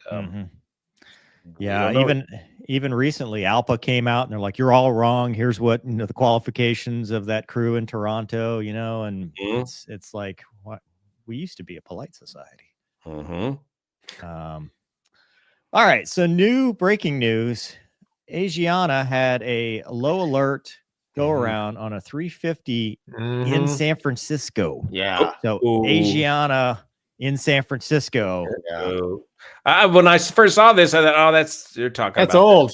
Yeah, that was the 777 though, right, Juan? The front row. What do we got? Yeah. Yeah, bust it out here. I have not seen this yet. I'm taking notes.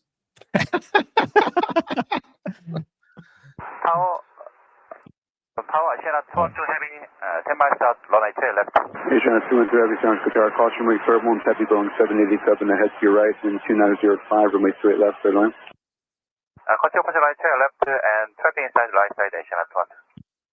So we got the altitude on the left, lower left. Tower Virgin 19 and Zulu Heavy is just going for the established 28 right. Virgin 19 Zulu Heavy, San Francisco, wind 2906, runway 28 right, third line. Clear land 28 right, Virgin 19 Zulu. Asiana 212 Heavy, just want to confirm, runway 28 left, clear to land.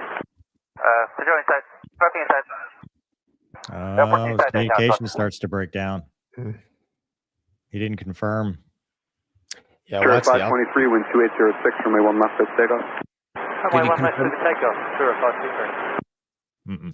17, 16. United 372 Heavy, runway 1 right, clear for takeoff, wind 2806. He just said field in sight in response. He United didn't 13, confirm the runway. Take off, 1 right. American 24, 28, San Francisco Tower, caution, wait, turbulence, traffic standing west, runway 1 right, line up point. Runway 1 right, American 24, 28. That's 3469, contact ground point. Ground point 8. Oh, there's his low altitude Altitude alert. alert, Asiana 212 Heavy, check your altitude immediately, altitude is 3026. 3026, Asiana 212. Way out there. Dude, 700. low. Asiana 212 Heavy, are you correcting? Asiana 212 going all out. 800. Asiana 212 Heavy, roger, go around, fire runway heading. Stand by 1. Asiana 212 going around, climbing 4,000. Asiana 212 Heavy, maintain 3,000, Maintaining 3,000, Asiana 212. So was that another low altitude alert, or was it just staying over contact him? north Cal departure 135.1. So he plays their second. Departure 1351, Asiana 212. So he pairs up the second approach compared to the first one, so you get to see the discrepancy. It's kind of cool. No, it just flashed LA above us. All right, so now he's saying the runway. Asiana which he wasn't 212 Heavy, runway previously. 28 left, clear to land.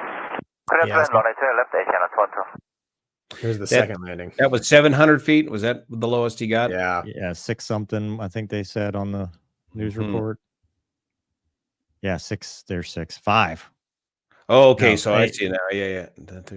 9. 6. Yeah. Well, There's 5 right there. Yeah, you almost wonder if fatigue is an issue after a long. oh yeah. Especially when you start misreading. Now, granted, language barrier. I Right. don't know. Sometimes they just don't read back because it's not first thing. But But this is a good example of the layers of safety, right, that we have built in, working. Thank God, right? So whatever They were on the ILS, right? They were backing it up with the ILS. It sounded like they were cleared ILS left. So they should have had the glide slope right there guiding them on in. You follow glides? No, I'm just kidding. And that's where FBFC, there as Right. the umpire between the two pilots, can see that right away and Yeah. say, "Look, man, hey, man, altitude." Yeah, I mean, and when I start to get a hair off, like they're like, "Hey, man, you're low." Like, I mean, ATP standards is pretty tight. Yeah. It's like, yeah. Gonky, does the Airbus, because I think the 350, I think they're all kind of mech the same, kind of like Boeing. Does it have the TAWs that'll give you the 1,000 call out? So Oh yeah, she talks. So they got a 1,000 call out before they got a low altitude alert.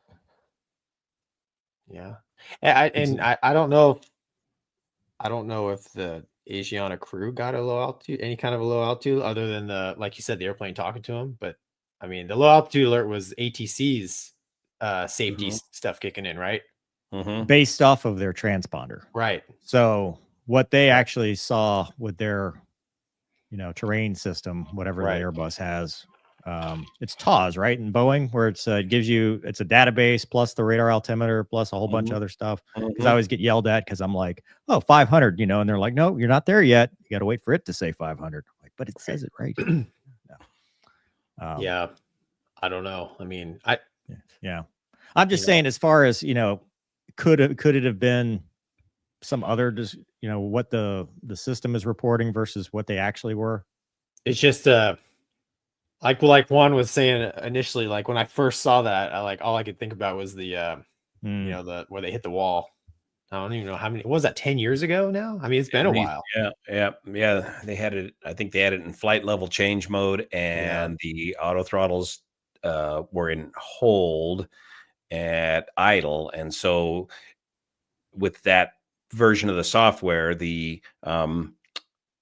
and the way they had that configured at flight level change below 1,000 feet, the auto throttles will not wake up. They'll just stay there and at idle.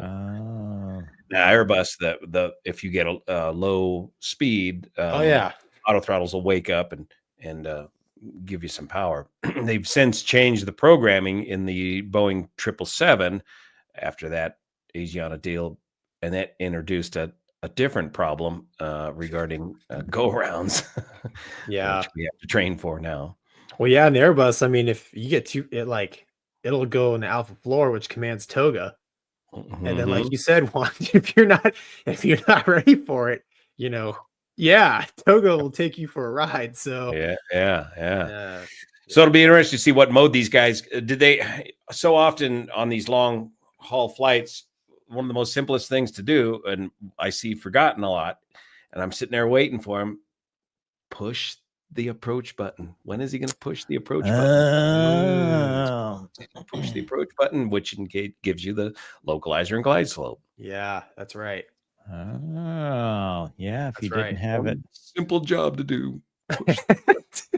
Get paid a lot to do that simple job too. Oh man, I'm too busy staring out the window, Juan. To push buttons. Come on. Look at the water. Why is it so close? Oh God.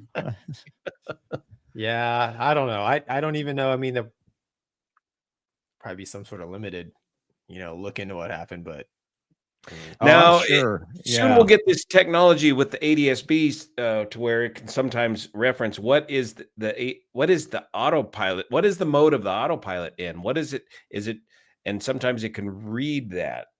Oh wow. Well, the FOCA data will show all that. Yeah, that would trigger a FOCA. Oh yeah. Because of how low they were, because it's all based, like they have the position and stuff, because they'll call you like, hey, you saw you were what happened here. there. Yeah. Well, what were you doing? I don't know. Yeah, if it's a significant deviation, if you're on IFR flight plan, I mean, you got I think that'll end up probably getting looked at least within the company, if not with the company and FAA and whoever else there. Yeah, and if it gets enough public attention, then even maybe NTSB might get involved. But if they wait too long to get involved, some of the recordings may be recorded over if they're really on a CVR. Is the 350 the one like the 48 hours now for the CVRs? Because that was the new rule Congress is pushing through, right? The 48-hour CVR. Right. Yep. On newer aircraft. Yeah. All right. Well. Joe says the U.S. Army now has a brand new ROTC cadet candidate after my son was unable to find anyone to tell him no. Thanks for inspiring him, guys. Hey. Oh yeah, Joe. Oh, that's cool, Joe. Congrats. That's awesome. Another Joe with Airwolf, which I don't know if you noticed, Juan. We don't have 141s in this house. We have Airwolf. That's right. It hasn't crashed yet. Being that close to a jet with a suspected bomb seems a little squirrely. Valid. Yeah, that's valid. You fly with bombs on the wings. Yeah, but I mean, they're safed up. I mean, and you command when they go, right? So those Steve, were built by professionals. Post your question, but tell you to go back to the beginning because we talked about this. Juan, where's the name Blancolirio come from? It's the number one question of the Blancolirio channel. We kind of went through that earlier. You got to tell them to come back and watch it. But real quick, it comes from my wife, Jenny. She named I started posting on her channel, and it's her channel. She made the name up late one night, Blancolirio, and then I started posting on it, and now the rest, as they say, is history. It's too late to change. I couldn't figure out how to change it anyways. Don't change the thing. You can rebrand now. It can change. BLAN, and it'll autofill the rest of it and send you right to the Blancolirio channel. But it's something my wife made up years ago. She's from Spain, and means white lily in Spanish, but Perfect. Yeah. I like it. I like it. Griff says, since you're both splitting channel revenue now, here's $5 for Luna Treats, $5 for pain relievers. Thank you, Mr. Brown, for your service. Thank you. I need them. Justin says, a bonus of being stationed at Fort Carson, Colorado is that I can take flight lessons at the Air Force Academy's airfield. It's a gorgeous flight line. Oh, I bet. Cool. Yeah. Brandon, thank you, Brandon. Wow, Asiana Brandon, first view with Juan, Mover, and Gonky. Epic time to find your channel. Excited to go back and rewatch after y'all finish up live. Check out the other videos. Also, big thanks to Juan for his truthful reporting about aviation. Juan, do you consider yourself a reporter? Like, is that like what do you? It's kind of become, well, was an important lesson I learned in the whole Oroville thing. And in fact, there's a reward up there. It's a major award. Communications Outreach Award, not reward. And it became more journalism. Just try to treat it a little more professionally like journalism and just stick to the facts. And then you become Gonky, and then you become a something known as a citizen journalist, and it's a thing. There's a name for it. Yeah, heard of that. Citizen. I like that. I think this was around since the Revolutionary War, but when they invented a printing press, and that's back when the 737 was created. Correct. Yeah, that's right. And we still don't have the data because it's still mounted on the main AC bus because that was the original type certificate, and we can't change it or we'll lose the type certificate for the 737. So glad I'm on. Zippers Forever says glide slope is like traffic lights in Kabul. Kabul. That's funny. Geez. JF says, great to see all you here together. I watch all your shows all the time. I've learned a lot about aviation. Watching your shows, really enjoy them. Thanks, guys. Thank you. Jay Rad says, have you guys heard this debrief from an F-14 driver? Involves 2 black C-141s. Took place in 86 YouTube. Oh, God, there's a whole thing. Captain Rose skid massive. We know a skid, but not that one. I never seen no black 141s. So I know the story. That's kind of why I asked about whether the American guys knew if the Typhoon was even there, because yes, so they had Tomcats in the 80s. I forget the details, but they joined up at night, on an airliner, nav lights off and everything to escort them basically, and nobody knew they were there. But I don't remember anything about black 141s being. Are you sure that wasn't the movie? No, it wasn't the movie, dude. It really happened. Sure, because he sacrificed himself right in front of that missile. No. That's and they took out a KC-10. That's an eagle, not a Tomcat. No, there was a Tomcat in that movie. Mover ruins movies. I remember that. Of course, is in Air Force One. Executive decision. Oh, executive decision. No. Similar scene. Steven Seagal lost his life in the service of our country within the first 5 minutes of the film, which surprised me when I watched it. Surprised us all. I was like, dude. But no, I would venture to say they probably got that part of the script from an actual event, or the event happened because of the script.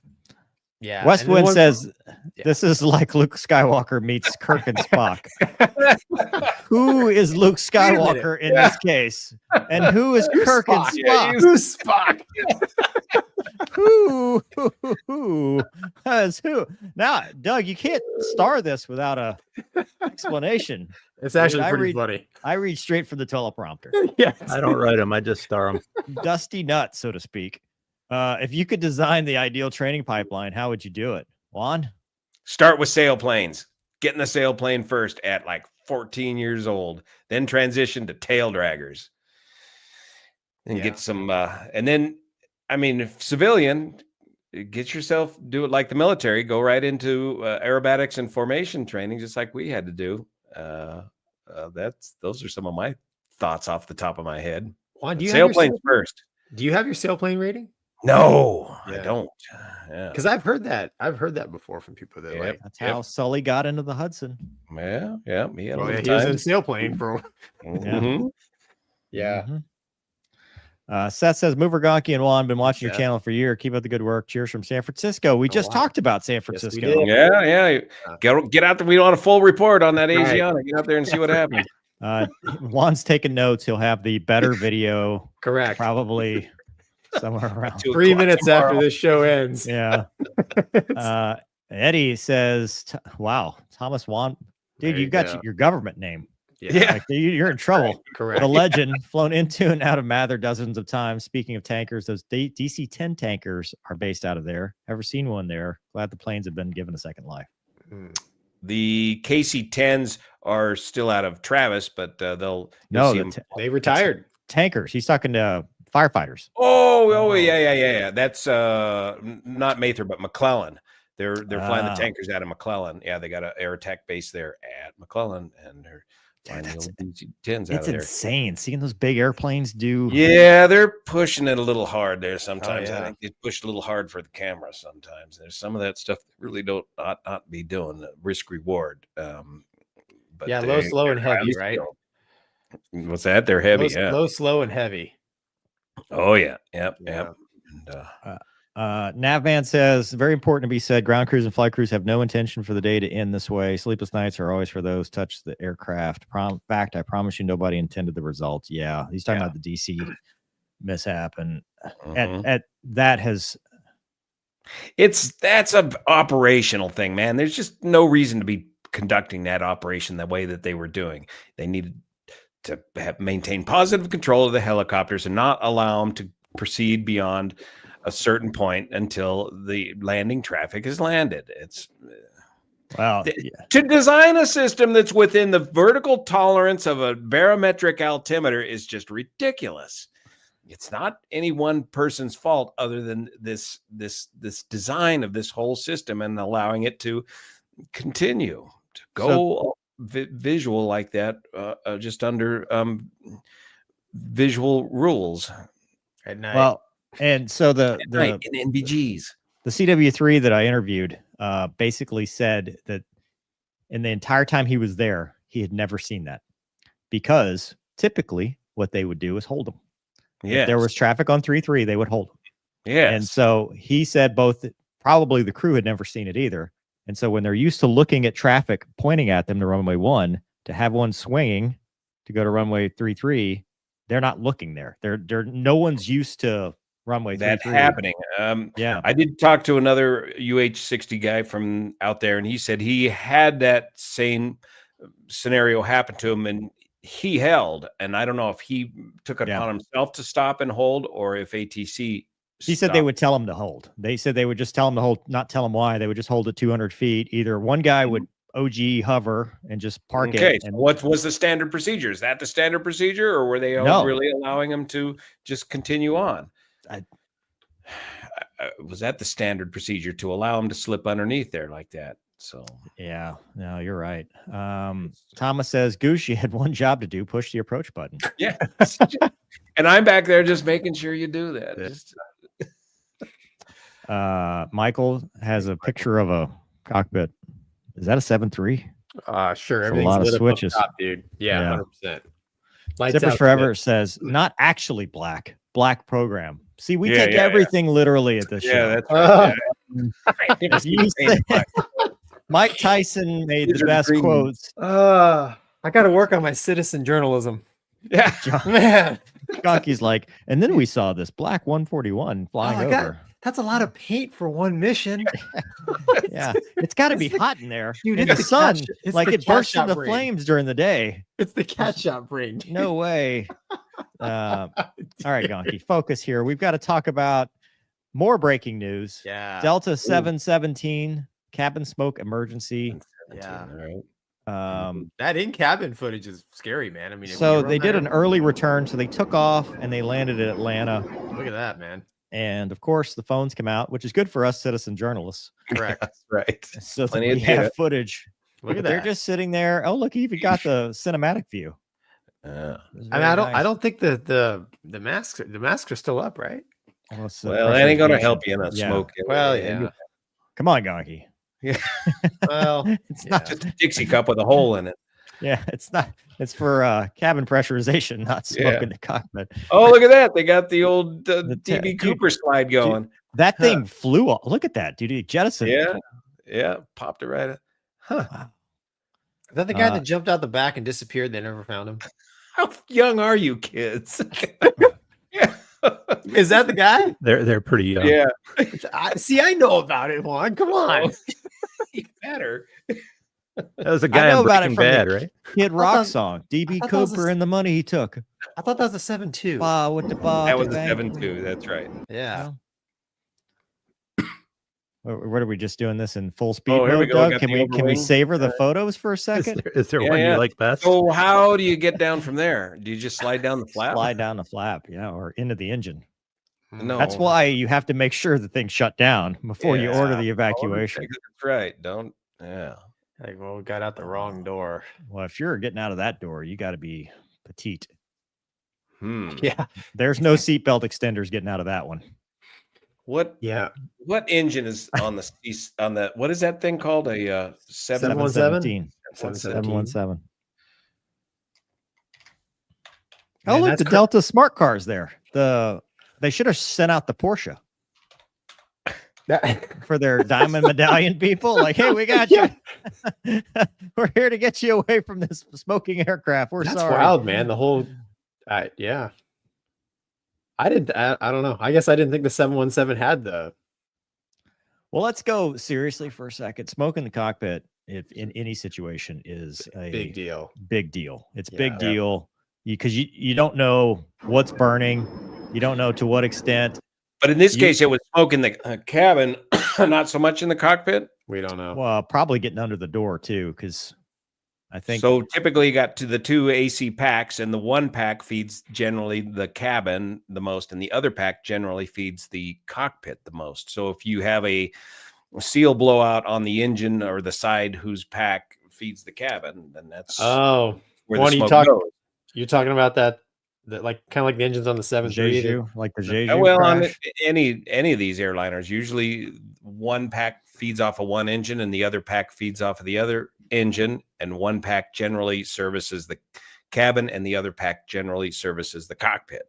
As far as the oil, though, Mover and I did a little thing about. Yeah, if you're getting smoke from the engine through the Yeah. air conditioning pack, that's one of the more likely sources of smoke in the airplane. Smoke pack bleed system through the air conditioner. Mm-hmm. Mm-hmm. Wow. Yeah, Well- well, it's awesome that they were able to get it back and land it, because like you said, I mean, dude, fire and smoke in an airplane are like the two things that. Yeah, don't delay, man. Get back. Right. Yeah. You learn that from Exactly. Swiss Air. We'll talk about it with the needle in the nose. Yeah. We'll figure out the details as we're heading towards the closest place to land. That cone Yep. thing is wild, though. Does it just jettison? Like, do they pop it and it Yeah, just it shoots just off? Yeah, it's just Wow. a fiberglass thing. It Did just the knocks- MB-80 have that? The Super Mhm. 80? Or Yep. Is that? Is there a latch back there that they throw, or is that a cockpit activated thing? That's going to be part of the when you blow the slide, when you Yeah. pop the door open. As soon as you pop the door open in the armed condition, when the flight attendant pops that door, that'll pop that cone. Wow. That's Yeah. crazy. Yeah. Wow. All right. Old stuff. Here's always wanted to comment, lifelong pilot. Thank you all for your contribution to the profession. I'm a student pilot at Vance Air Force Base and heading to C-130Js. Nice. Yay. I went to Vance. Good. You too can look like this man. Yeah, that's right. That's what 22 years of government service will do to a face. My gotta favorite say part that- is that that's my your favorite. speed was not registered, Gonky. 35, you got goose eggs. That's actually the C-130 speed mover. 35 miles per hour. For legal reasons, this is a joke, Gonky. Wow. All right. We're off the serious ones. Juan, you can stop taking notes because none of these are all that bad. I'm still looking for the 717 engines. Yeah. He's doing work for next time. Doug, what do you have? The NASCAR? Let's just do the NASCAR flyover because we're running out of time here. Yeah. Roger that. Which one? Well, yeah, there's only one. All right. So My button's Another- broken. another week. What's broken? My button, you need to push it. Is that it? Oh, Yep, that's it. So another week, another NASCAR flyby. This time it was on time, but let's play. Does that star-spangled banner yet wave o'er the land of the free and the home of the brave. With burner. Hey. Is that a Navy? Is that a C model? I think it's a Marine. The wing's pretty big. So is he on cue there? I couldn't quite He tell. nailed it. He nailed it. It's Good. just my question is, did we brief 4, step 3, taxi 2, and take off 1? Yes. Is that all we could manage? Yes. Or was It's it a like trail of my tears. Wait a minute. You started with a 4 ship, and that's what you ended up with? It's not outside the realm of speculating. Juan, we're possibilities. speculating on this channel. Totally. There's Or is this due to recent cutbacks? We're making fun of Fat Amy. This is what happens when Dogie gets to him. The other 3 couldn't get their bullet points out in time, so they only had the 1. This is my PowerPoint. There are many like it. However, this one is mine. Yeah. And the chalks, shut it down. Yeah. Red ball. Yeah. Oh, you're the turning spare. We only had the 1 guy who was current on his CVTs. Dude, the wing looked big, and they had the pylons out there. So I don't know. I wonder if it was a Navy or a Marine C, like you said. I don't know. NASCAR fly over Atlanta 2025. Am I gonna have to do all this work here? We do. In the Air Force, are you allowed to do a burner flyby? I mean, you can't do burner close. No, it's for sure. It's for sure Navy. It's either Navy or Marines. It's the or is department. he just trying to catch up to the queue there? What's the DW? Daryl Waltrip. I don't know, man. Dale Earnhardt. I don't know. All I know is I was NK. That's all. Yeah. Pretty sure. I don't know. It's a pretty good shot. I mean that one engine singing its heart out. I mean, come on. Juan, did you ever do any flyovers in the 141 or God forbid the 130? We did a lot of repatriation missions, which were very somber events. Now the flyovers consist of the red Waco biplane over the Little League team. the unscheduled one. No, it's their little league season opener, and we'll come by at 1,000 feet and maybe get 2 RV6s on the wing, and Kellen will be in the front seat with the 4-flight because I can't see anything. I'm in the lead in the biplane, and I can't see anything out of the biplane. So he's got 4-flight on the zoom map mode, and he's vectoring me in from the front seat, left 1 degree, right 1 degree, and we got Bruce on the ground there with the radio, and then he keys up the national anthem, and he calls us in and then keys up the national anthem so we can listen to the last couple of Look at that one. Even on the civilian side, you're doing VMF 251. Yeah, the Marines. Which, by the way, we joke that he or she or that person just did a great job. That was good by themselves. Yeah. I'm just making fun of the fact that a 4-ship or a 2-ship, and I've been there, and I can make fun of that because I have been the single ship doing the flyover, and it's embarrassing. Yeah. And my wingman broke. So or the no ship. Yeah. Or just nobody showed. Sorry. I've never seen that. Yeah. I've never seen. Have you had that, Gonky? A no ship? No, not for an anthem. No. Yeah. Usually it's at the end of the fiscal year where you're like, okay, we're going to brief 4, step 3, taxi 2, and good luck. Yeah. See who gets out. Airplanes break. Juan, one of the most epic T-38 cross countries I ever did was we took 4 out to Oklahoma to see Noonan, and the last one finally died in Meridian. And we all climbed into the rental car and drove back to base. It was a trail of tears. Oh, it happens. Wow. Anyway, cool flyover. Thanks for that. Yeah, that was a good flyover. Just a little bit of levity after serious stuff. And a couple more comments. We'll get to the mental health minute. Joe, off topic, but I've been thinking about this the whole show. You seem bum about the knee. Well, I blew up my knee at the 94 Mini O's and couldn't for 3 months. Hang in there. It will heal. Wow. What is a Mini O? It's a race that they do. It's a dirt bikes? Big amateur race that they do. See, Gonky, you keep saying nobody does dirt bikes. It's everybody. One, actually the very first video I ever watched of yours was I can't remember. It was dirt bike related. Mm-hmm. And then I was like, cool. And then I don't know, a year later, I saw one of your aviation. I was like, oh, he flies airplanes too. yeah. I kind of started with the dirt bikes. Then we got big into adventure biking, and it was one of your adventure bike. Yeah, market to a lighter, more reasonable size adventure bike, and that's was a fun long journey. Yeah. Eddie says, "Mover, no seatbelt extenders." Getting out of that one. Oh, I can't wait for the comments. Oh, Mover. the hate mail. Here we go. So, Juan, what I recommend is that you get a partner on the channel, and you be the golden retriever, so that your partner gets all the hate mail. Even when you're the one saying things that are inflammatory. Yeah. Well, I got an intern. I got Kellen. I call him the summer intern, and I just blame him for anything. Like any good CNI lieutenant, it's his job to correct me. And if he doesn't correct me, it's still his fault that I get it wrong. Make me some popcorn. Yeah, that's right. And how do I turn this dang thing on? That's right.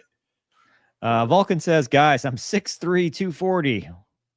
Want to go on one of those aerobatic tours, flying aces? I would like to experience 7 Gs or higher. Do you think that's safe or nah? Briefly. Yeah, I mean, you'd have to talk to your doctor. How about that?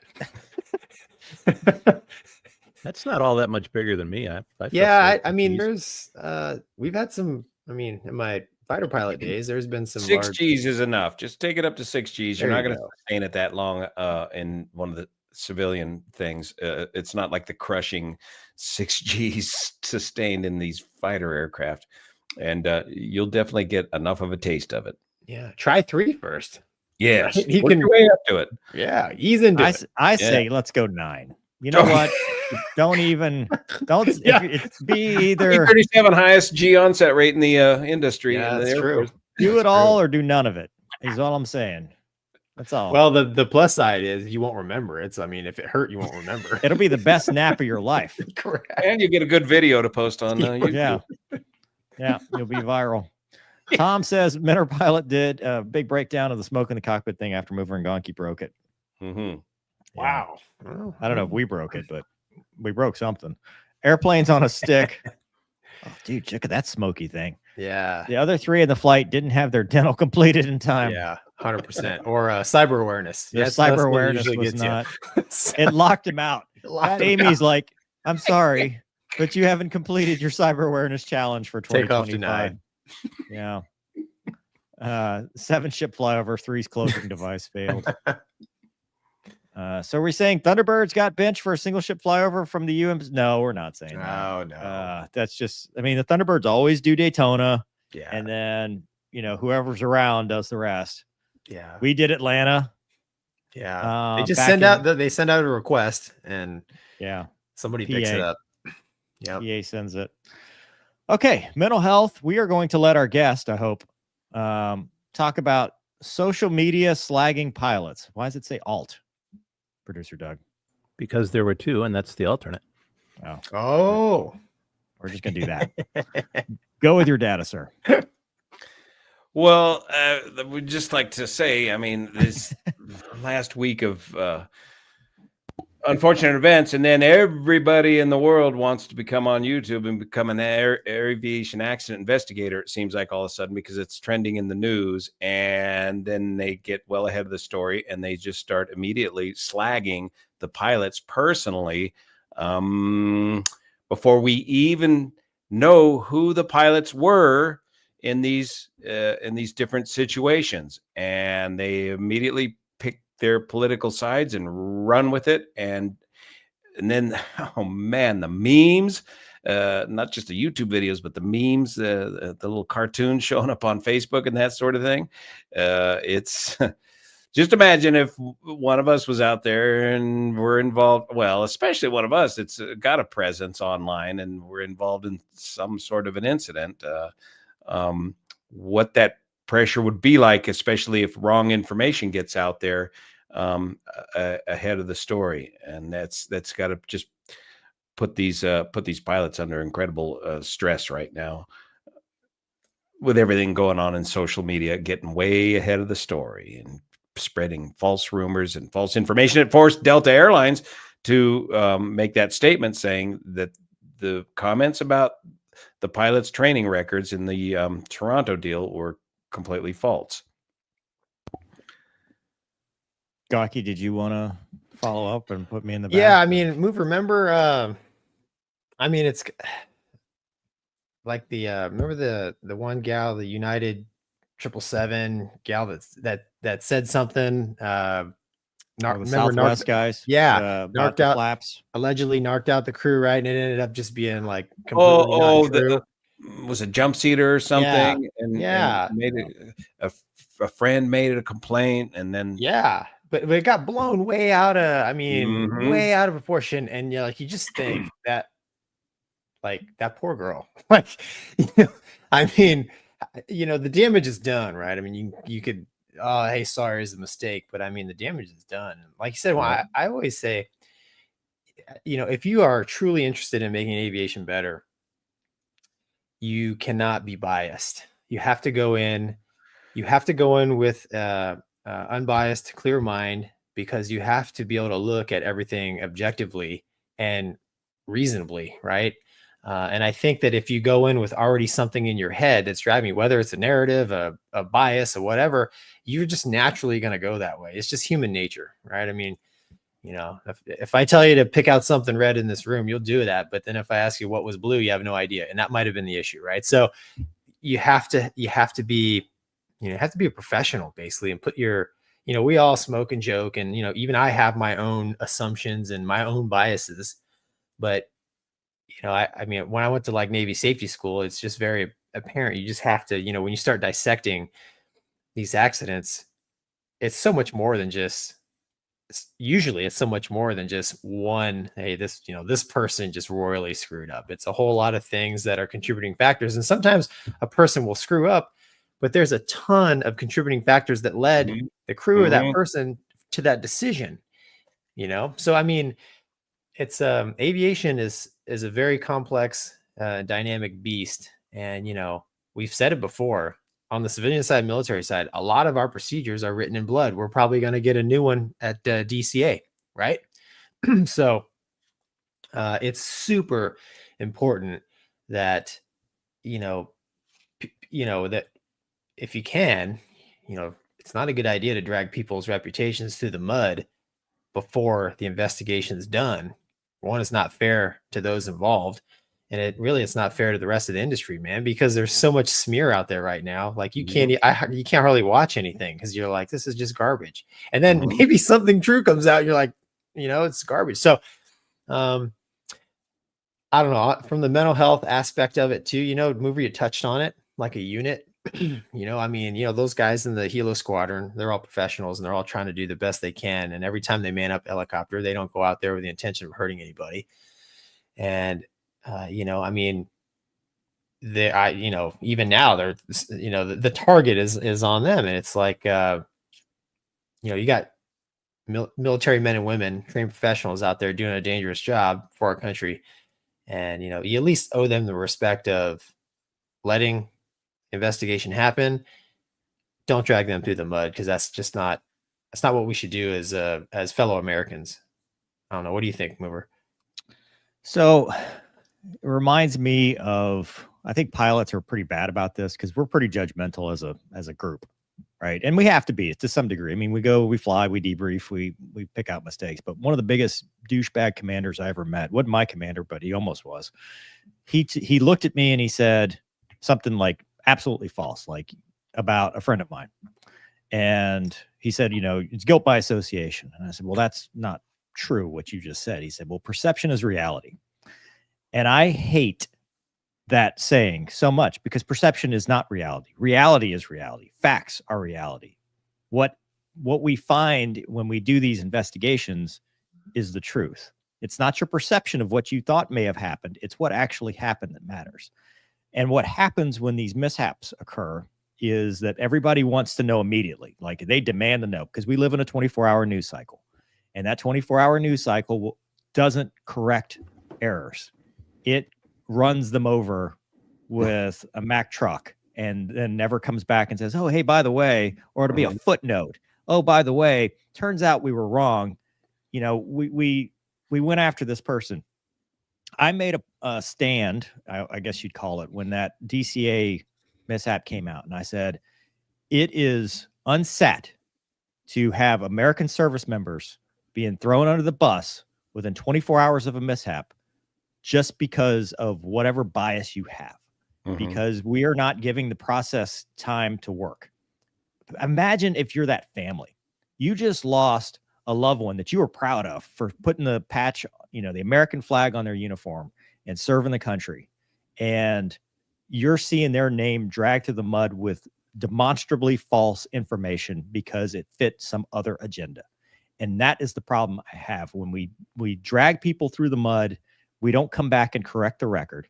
We don't come back and say, hey, look, I was wrong. It's just, okay, well, yeah, okay, next. What's the next 24-hour news cycle we have to go after? And nobody ever thinks of the consequences. And with a mental health, it can drive people to depression. It can drive people to suicide. It can drive the family members to these things. There's a reason slander and libel laws exist. But I think, in cases like this, people should go after them more, because if you say something that you cannot prove is true in a way that is to demean that person, I mean, that's literally what it is. And that is what happened in that case. That's what's happened in other mishaps. Everybody wants to rush to fault. And as we talked about earlier, sometimes bad things happen in aviation. Sometimes it lines up and the error chain was not broken in time to prevent something catastrophic. So how does that react to us? How does that relate to us? Basically, it's free to be nice. It costs nothing. It costs nothing to sit here and be a professional and go, yep, that might be true what you're saying, but let's wait till the facts come out. Let's wait and see what they find. Now, like Juan does with his channel, which I think he does very well, this might be what they look at, but I'm going to let the professionals look at it. And I'll point you to a couple explanations of what might have happened, but I'm not going to try to guess and say, oh yeah, well, that's exactly what happened, because you don't know. Because how many times have we seen events where we knew or we thought we knew, and guess what? Turns out we were so wrong and we lost lives. We went to war. We did this, we did that, based on bad intelligence, bad information. So it is free to be nice. Integrity isn't just doing the right thing when no one's looking. It's doing the right thing when everybody's looking. When the crowd is going, after this one person, standing up and going, no, you know what? That's not right. That is not right. I am not going to fall for it. I'm going to wait and let the evidence reveal what actually happened, and not drag people through the mud, because it's real people. They're not just enemies. They're not villains. They are Americans that are protecting our nation, or on the other side, just people trying to do their job.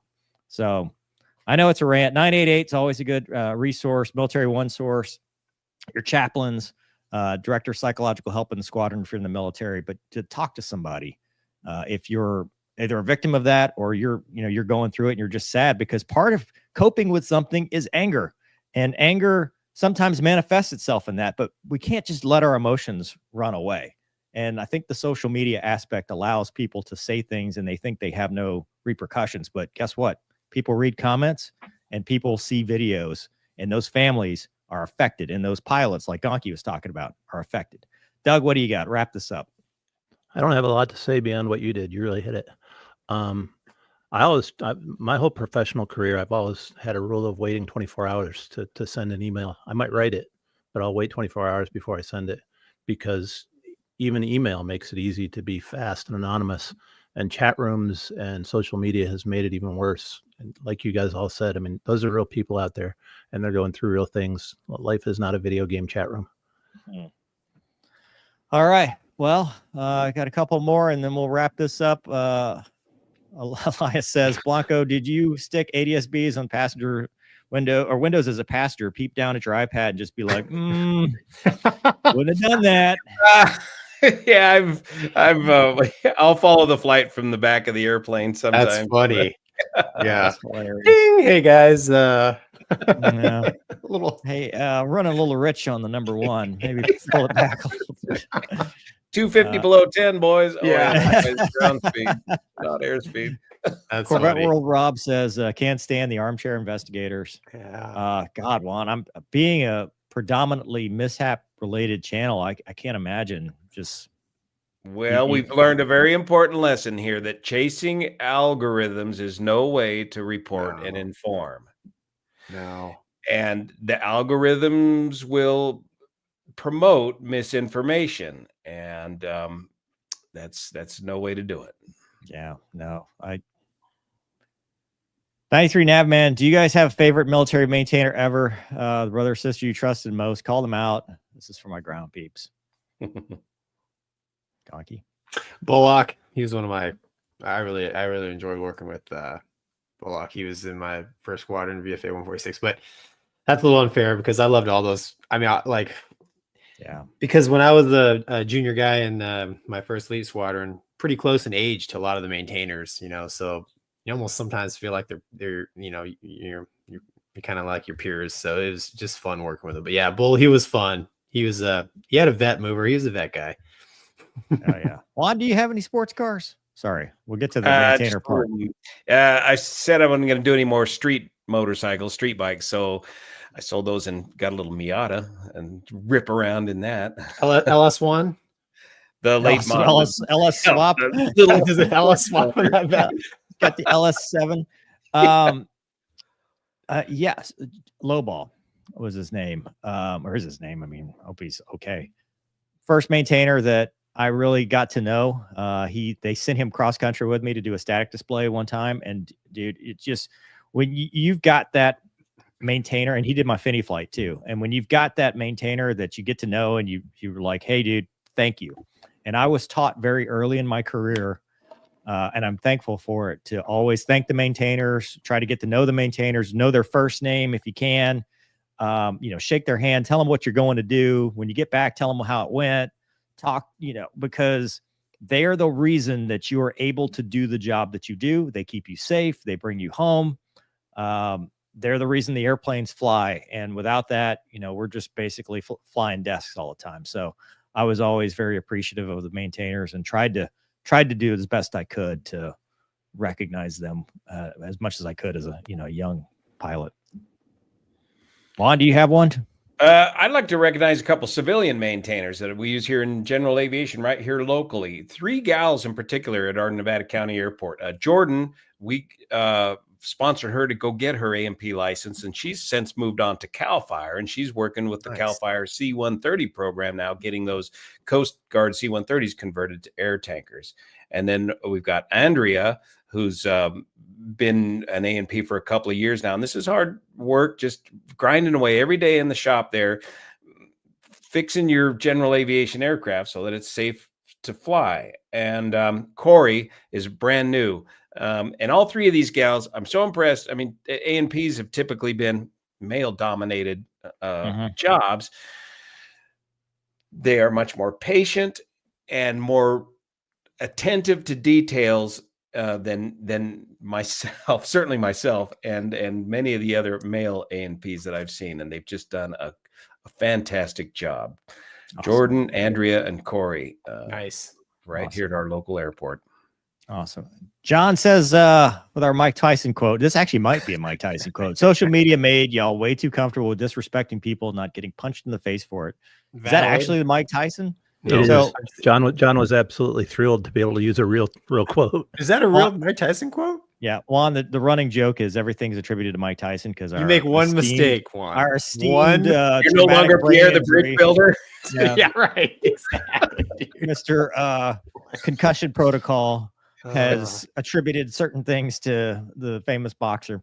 Tom says, let's investigate the accident, figure out what happened, and then decide what to do about it. Said no one on the social media ever. Yeah, valid. And the best part is, because of the backlash, you're going to have the most knee-jerk reaction. Oh, yeah. Oh, boy. Oh, get me started on that Colgan air disaster and the 1,500-hour requirements. Yeah. And now it's created a whole nother bunch of problems. Captain Jerry Donnelly says, why are military ATC enlisted? I don't know. I don't know. Yeah. I've thought Are they in the Air Force? Well, there's in every branch they have ATC. No, I know, but I mean, are there officers in the Air Force that are? I don't just think the managers. Are they? I don't know. Yeah, I never really. And that is our show. Juan, wow, thank you. Yeah, man, it's been great. hanging out with the boys. That's right. I'll tell everybody to go subscribe to Juan's channel, which I'm lying to myself if I think that most people watching right now aren't already subscribed to his channel. But I'm going to be polite, pretend like we're throwing you a bone and sending you some subscribers. And all you Blancolirio fans, go check out these guys' channels. Oh, Thank you. Thank you. Mission accomplished. Yeah. Movers are waiting 2 hours 11 minutes for you to say that, by the way. Yeah. So Yeah, you could have started. Show's over. Yeah, could have started there. God, I appreciate what you do for aviation. I think it's awesome. You've got a great reputation. I hope you're able to continue making these videos, continue flying, and doing all the great stuff. And if you ever want us to help you out with some expert analysis of no knowledge whatsoever, Well, you've seen our act now. If you need leads to the latest You've stuff. seen our act now. But remember, it's Better Call Juan, trademark, the Mover and Gonky Show. Yeah. We'll probably have to pay for the URL. Somebody's already. Doug's already got it for us. Yeah, Doug got it while we were waiting. It's for sale, actually. It's 30. Yeah, we'll start with 6-figure offers. Yeah. Yeah. No. Good fun. Yeah. Awesome. Oh, real quick, awesome. Navman says, when a maintainer says your call, what do you say? I don't know anything enough to know what my call is, so it's whatever you said. You tell me. Yeah. You or me. Yeah, that's when I start getting an octave higher. I'm like, Yeah, exactly. Oh, take my check now. Colin's already on it. Good. Awesome. Well, all right. Thanks, Juan. Thanks, Gonky. Thanks, Doug. Good night, Thanks, everybody. everybody. We'll see you next time. See you here. Yeah.